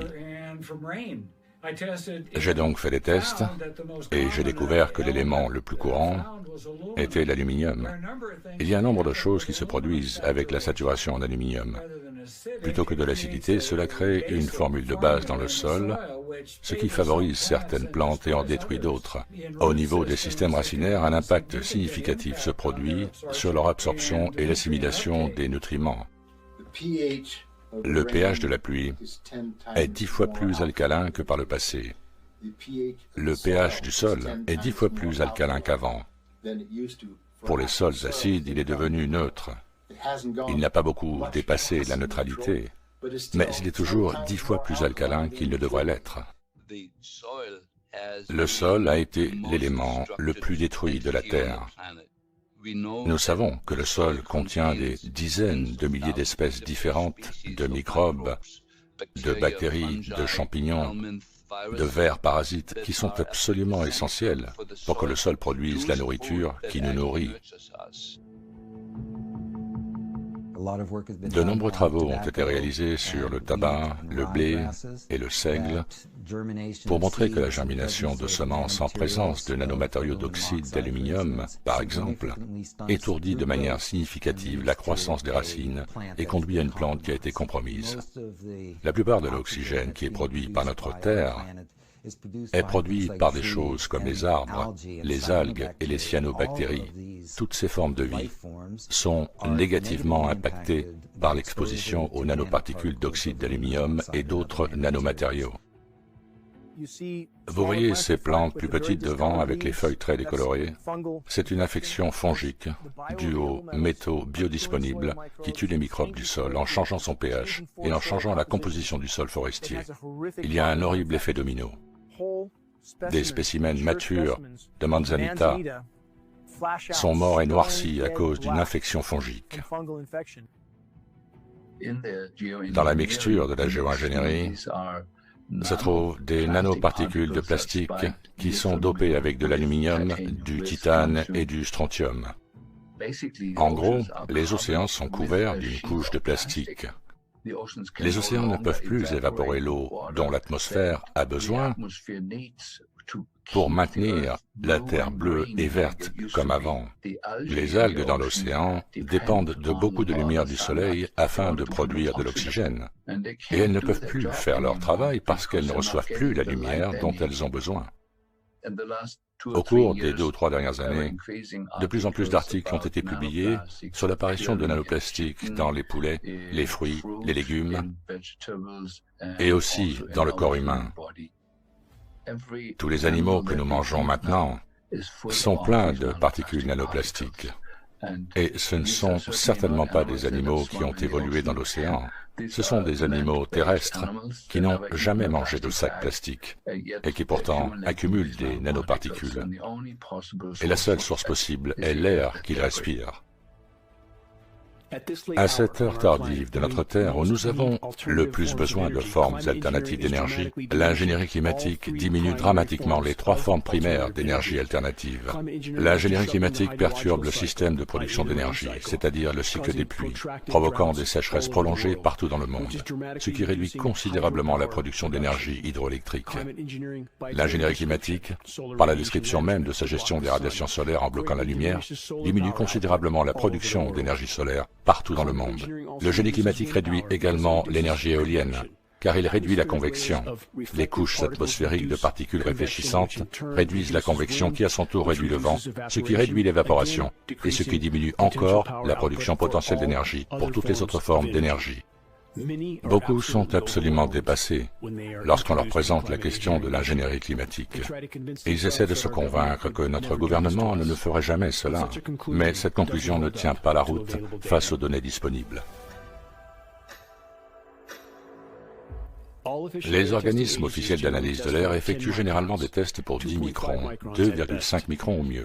Les tests atmosphériques ont prouvé que les aérosols issus du génie climatique sont incroyablement plus petits, de l'ordre de 20 à 100 nanomètres. Plus la particule est petite, plus elle est mortelle à inhaler. Les études scientifiques disponibles prouvent que les cœurs et les cerveaux humains ne contiennent pas seulement des millions, mais des milliards de nanoparticules logées en eux. La plupart des gens savent que les colonies d'abeilles s'effondrent, mais la plupart ne savent pas que les populations d'insectes en général s'effondrent aussi. Partout dans le monde, les abeilles meurent de symptômes ressemblant à la maladie d'Alzheimer et la démence chez l'homme parce qu'elles sont bourrées d'aluminium. Pourquoi les apiculteurs ne le reconnaissent-ils pas? Pourquoi cela ne fait-il pas la une de tous les journaux? Selon notre convenance, nous éliminons la lumière naturelle de larges zones pour construire des villes et des villages. Nos maisons, nos magasins et nos usines sont étroitement regroupés, nos cibles faciles étant toujours tentantes pour une invasion d'insectes ennemis. Notre seule réponse est de mener une bataille constante contre les insectes. Ce doit être une guerre intelligente, organisée et bien planifiée. Nous devons combattre nos ennemis insectes avec toutes les armes que notre imagination et la science peuvent imaginer. La guerre chimique est une mort rapide pour nos ennemis, qu'elle soit utilisée à petite ou à grande échelle. De vastes zones peuvent être traitées en peu de temps, un avantage exceptionnel dans notre guerre contre les insectes. Que cela fait-il pour un insecte d'être empoisonné par un avion de pulvérisation? Ne le savons-nous pas tous? Y a-t-il une différence entre le saupoudrage d'insecticides sur les cultures et les opérations de pulvérisation de l'ingénierie climatique mondiale qui ont depuis longtemps contaminé la Terre entière et chacune de nos respirations? Comment peut-on l'éviter? La réponse est que nous ne le pouvons pas.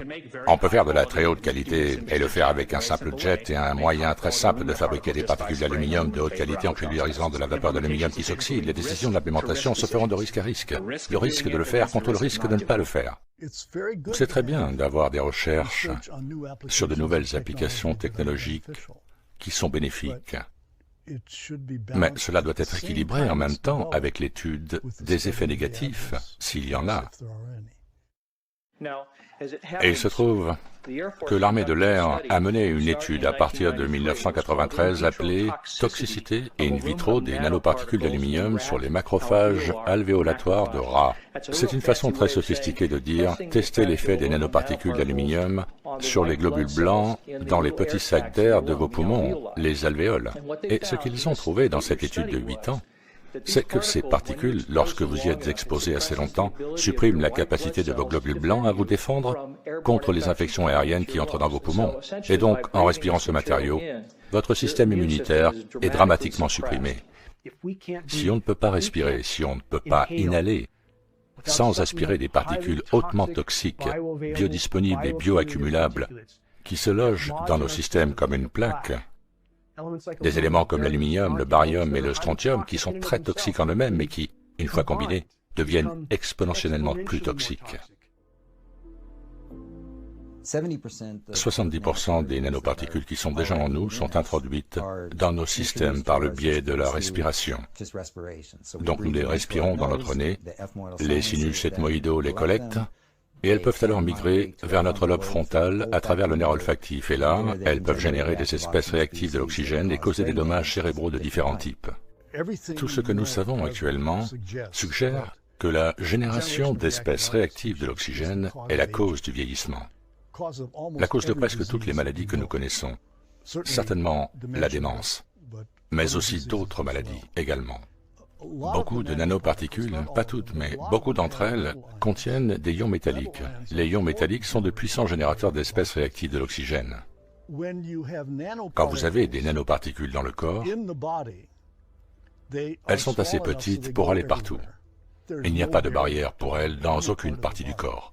Elles traversent la barrière hémato-encéphalique, elles traversent les membranes cellulaires, et elles sont encore plus réactives ou peuvent être plus dommageables que les particules de virus. Nous avons des défenses naturelles contre les virus. Nous n'avons pas de défense naturelle contre les nanomatériaux. Et encore une fois, ils ne quittent jamais notre système, ils ne meurent pas, ils ne sont pas éliminés, nous ne produisons pas d'anticorps contre eux.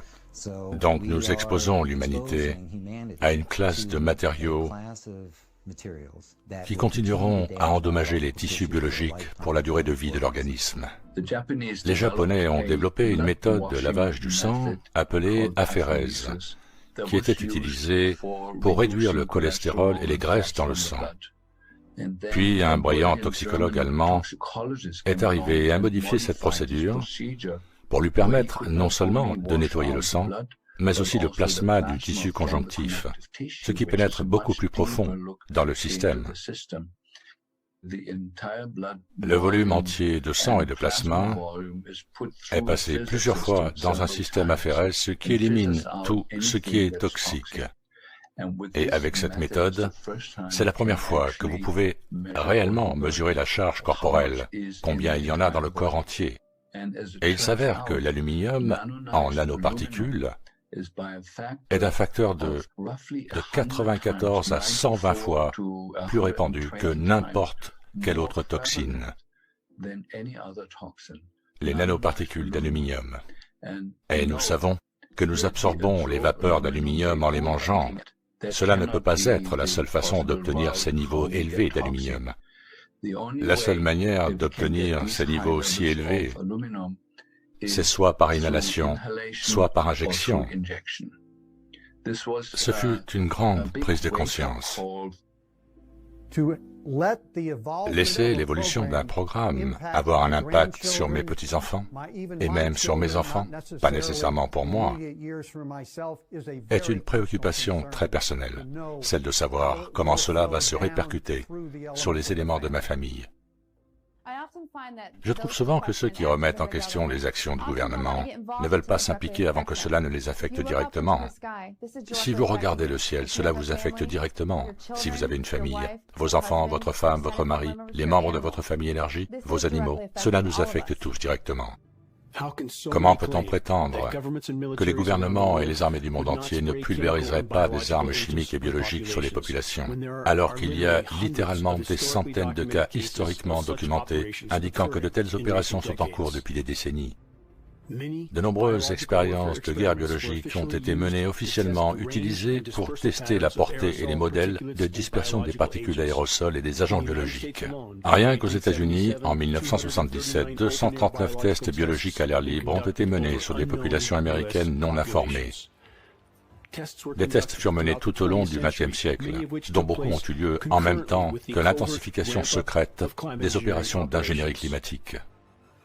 Nous sommes censés croire que ces expériences étaient bénignes et sans rapport avec les opérations d'ingénierie climatique, comme c'est le cas avec l'exposition croissante aux transmissions de micro-ondes partout dans le monde. Beaucoup de ces tours, dont on nous dit que la plupart ne sont que des tours de communication cellulaire, ont des entrées d'alimentation électrique 10 fois plus importantes que ce qui est nécessaire pour la communication. La toxicité synergique cumulative de ces opérations s'accumule à l'intérieur de chacun d'entre nous. Ce qui nous rend sensibles aux ondes Wi-Fi et aux radiations électromagnétiques en général sont les métaux dans notre corps.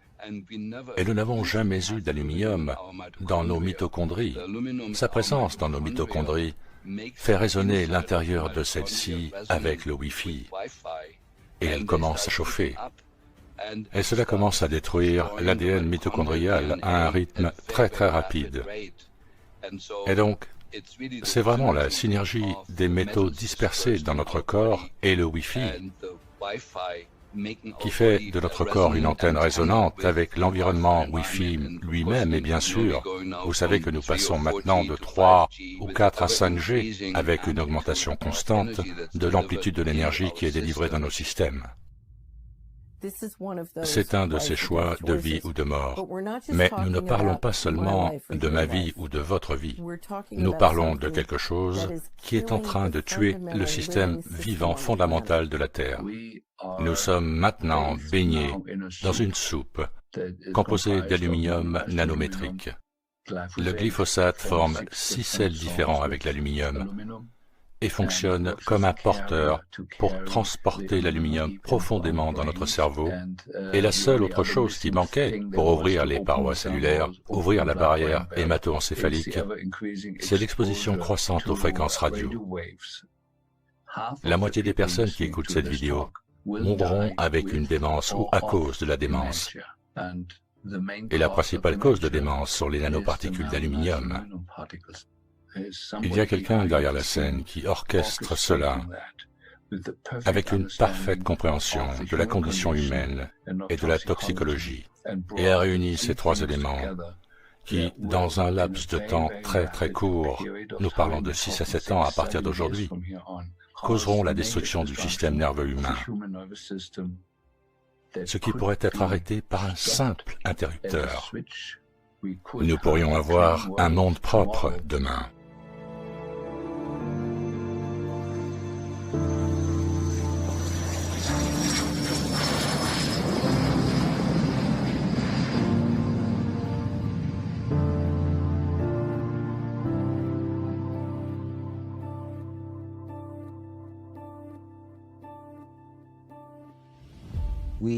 Nous devons nous rassembler pour que l'humanité tout entière s'attaque à ce problème. Et je pense que la seule façon d'y parvenir à ce stade est une approche juridique et de présenter toutes les preuves des 2 côtés, les preuves que nous recueillons en tant que scientifiques indépendants et les preuves qui existent déjà dans ces laboratoires où ces matériaux sont produits et déployés.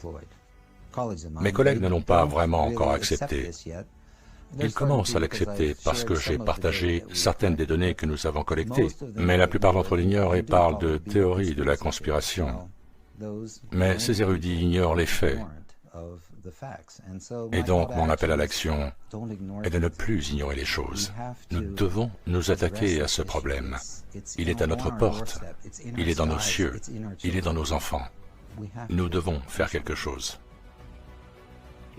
Si les opérations de guerre climatique en cours ne sont pas révélées au grand jour et stoppées pour permettre à la Terre de répondre aux dommages causés, elle ne sera jamais capable de trouver un nouvel équilibre. Un équilibre qui pourrait encore lui permettre d'entretenir la vie dans le futur. Exposer la réalité des opérations d'ingénierie climatique est un impératif majeur. Elle perturbe pratiquement tout le réseau de la vie. Je pense que nous devons obtenir le soutien des pilotes de ligne, ainsi que d'alerter et aborder le sujet avec les membres de la Chambre et du Sénat au Congrès des États-Unis. Je pense qu'il faudra ce genre d'action pour que la géo-ingénierie soit exposée, que l'on découvre ce qu'il y a derrière et pourquoi ils font cela. Dans ma vie, j'ai des amis, de la famille, des gens merveilleux qui essayent de rester dans la réalité officielle, dans l'idée qu'ils seront plus en sécurité. Et la réalité est que si vous regardez où va cette chose, vous savez qu'il vaut mieux s'en occuper maintenant. C'est comme le cancer, ça va empirer. Ce sont les données qui vont changer l'esprit des gens. Donc vous devez être capable de les extraire, d'obtenir les rapports disponibles et faire de la publicité sur les conclusions pour que les gens y croient. Ce n'est pas seulement quelqu'un qui soulève un sujet qui n'a pas de validité, mais qui est basé sur des données scientifiques qui exigent des changements. Nous sommes arrivés au point où le mystère est tellement coûteux, spirituellement, psychologiquement, financièrement et légalement, que le temps est venu de dire, vous savez, qui fait vraiment cela et pourquoi se comporte-t-il ainsi? Et je me demande souvent si les gens que vous connaissez dans les coulisses qui craignent des représailles, est-ce qu'ils cherchent à savoir s'il y a des données? Il y a des données qui circulent. Qui va les mettre en avant? Nous allons rapidement manquer de temps pour s'occuper de ce problème. C'est ce qui le rend si critique. Et je ne peux qu'espérer que durant ma vie, nous aurons une résolution de ce problème et que nous pourrons le réparer. Je veux vraiment voir la Terre préservée. La vie sur la Terre préservée. Comment arrêter le génie climatique? Cette question m'est si souvent posée. La seule façon d'avancer dans ce combat, la seule façon d'exposer, d'arrêter l'ingénierie climatique, se fait de l'intérieur vers l'extérieur, avec une masse critique de sensibilisation, un niveau de prise de conscience si vaste qu'il provoque une onde de choc autour du monde, afin que les populations du monde entier sachent que leurs gouvernements leur ont fait, à leur insu ou sans leur consentement. Un niveau de conscience si vaste que nos frères et sœurs militaires et leurs familles comprennent ce dont ils font réellement partie, littéralement l'auto-extermination. Nous devons atteindre une masse critique de sensibilisation. C'est le seul moyen d'exposer et de stopper le processus d'ingénierie climatique. Et cet effort nous concerne tous. On ne peut rien changer quand on est mort. Quand on est mort, tout est parti. Donc, tant que vous êtes en vie, faites quelque chose. Je fais confiance à l'ingéniosité humaine et à l'intelligence humaine, et je pense que nous avons encore une chance, mais les choses sont beaucoup plus sérieuses que ce que le grand public imagine. La chanson va se terminer très bientôt si nous ne changeons pas le cours des choses. Nous avons un système rempli de grandes douleurs, de grandes souffrances et de grande pauvreté. Vous savez, des gens qui marchent dans le noir en jouant aux autotamponneuses, ce qui n'a pas lieu d'être. Et ce qui me rend si optimiste, c'est que je sais ce qui est possible. Je sais que ce que nous avons maintenant est minuscule comparé à ce qui est possible. Donc, c'est le moment de comprendre ce qui se passe et pourquoi. Maintenant, notre seule chance, c'est d'arrêter l'interférence avec les systèmes de survie de la Terre, d'exposer et arrêter une fois pour toutes les opérations de génie climatique, permettre à la planète de répondre aux dommages qu'elle subit par elle-même. Le génie climatique n'est pas un remède, le génie climatique est une médecine encore pire que la maladie qu'il prétend traiter. Le temps n'est pas de notre côté, le sable dans le sablier s'écoule à une vitesse fulgurante. S'il vous plaît, faites entendre votre voix, faites en sorte que chaque jour compte.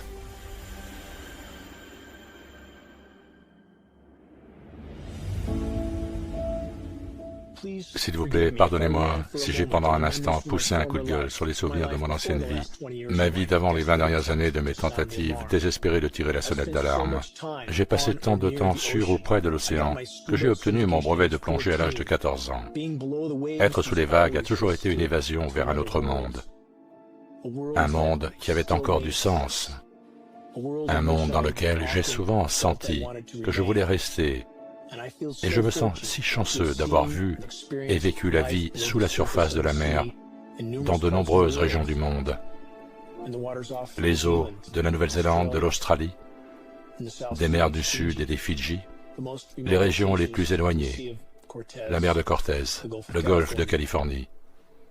Mais la grande majorité de mes séjours sabbatiques se sont déroulés sur les côtes des îles anglo-normandes au large de la Californie. D'incroyables forêts de laminaires étaient autrefois étendues, miraculeuses et florissantes. Je me promenais dans une solitude totale à travers ces paysages sous-marins mystiques qui étaient grouillants de vie. Quand la clarté de l'eau était à son maximum, la visibilité pouvait être bien au-delà de 30 mètres.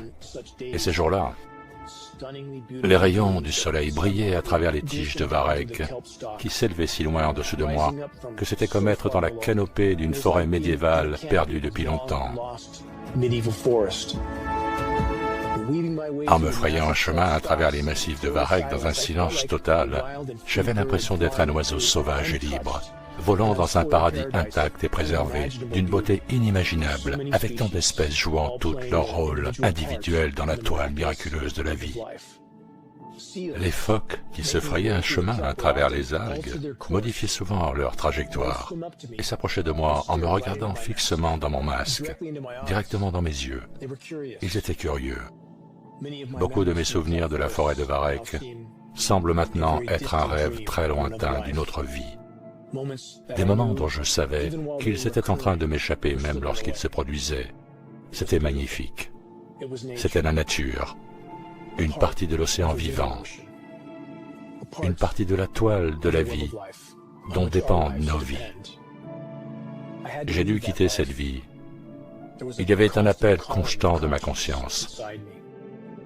Je sentais que j'avais beaucoup à faire, que j'avais devant moi un long voyage qui restait à entreprendre. La nature sauvage la plus profonde et la moins fréquentée a toujours été mon sanctuaire. Et quand j'y suis seul en trekking, c'est dans la solitude que je me sens le plus connecté à l'ensemble. Je m'émerveille de la complexité et du caractère miraculeux de ce monde, de la vie, de ses innombrables formes. J'essaye de contempler les facteurs apparemment infinis et impossibles qui ont été nécessaires pour que la vie existe et s'épanouisse sur cette boule de roche en rotation dans l'environnement hostile de l'espace. Une boule de roche avec son propre bouclier magnétique, avec sa propre lune qui stabilise son orbite autour d'une étoile donnant la vie à la bonne distance, avec des couches atmosphériques miraculeuses qui, pendant des périodes de temps incroyablement longues, ont facilité d'innombrables formes de vie. Comment tout cela est merveilleux! Chaque partie étant une partie de la vie, une libellule, un arbre, un oiseau, une baleine, un lever de soleil, des millions de tonnes d'eau flottant magiquement dans le ciel, sous la forme de nuages d'une beauté envoûtante, apportant la pluie qui donne la vie. Quand je suis témoin de la destruction de cette toile de vie miraculeuse, je ne peux que penser à retourner sur la ligne de front des batailles pour sonner l'alarme. Atteindre une masse critique de conscience dans la population est le seul moyen d'avancer dans ce combat. Les défis auxquels nous sommes confrontés sont immenses, les chances sont contre nous. Mais comme le dit le proverbe, ce n'est pas fini jusqu'à ce que ce soit fini. N'importe lequel d'entre nous pourrait être le dernier caillou qui déclenche le glissement de terrain du réveil.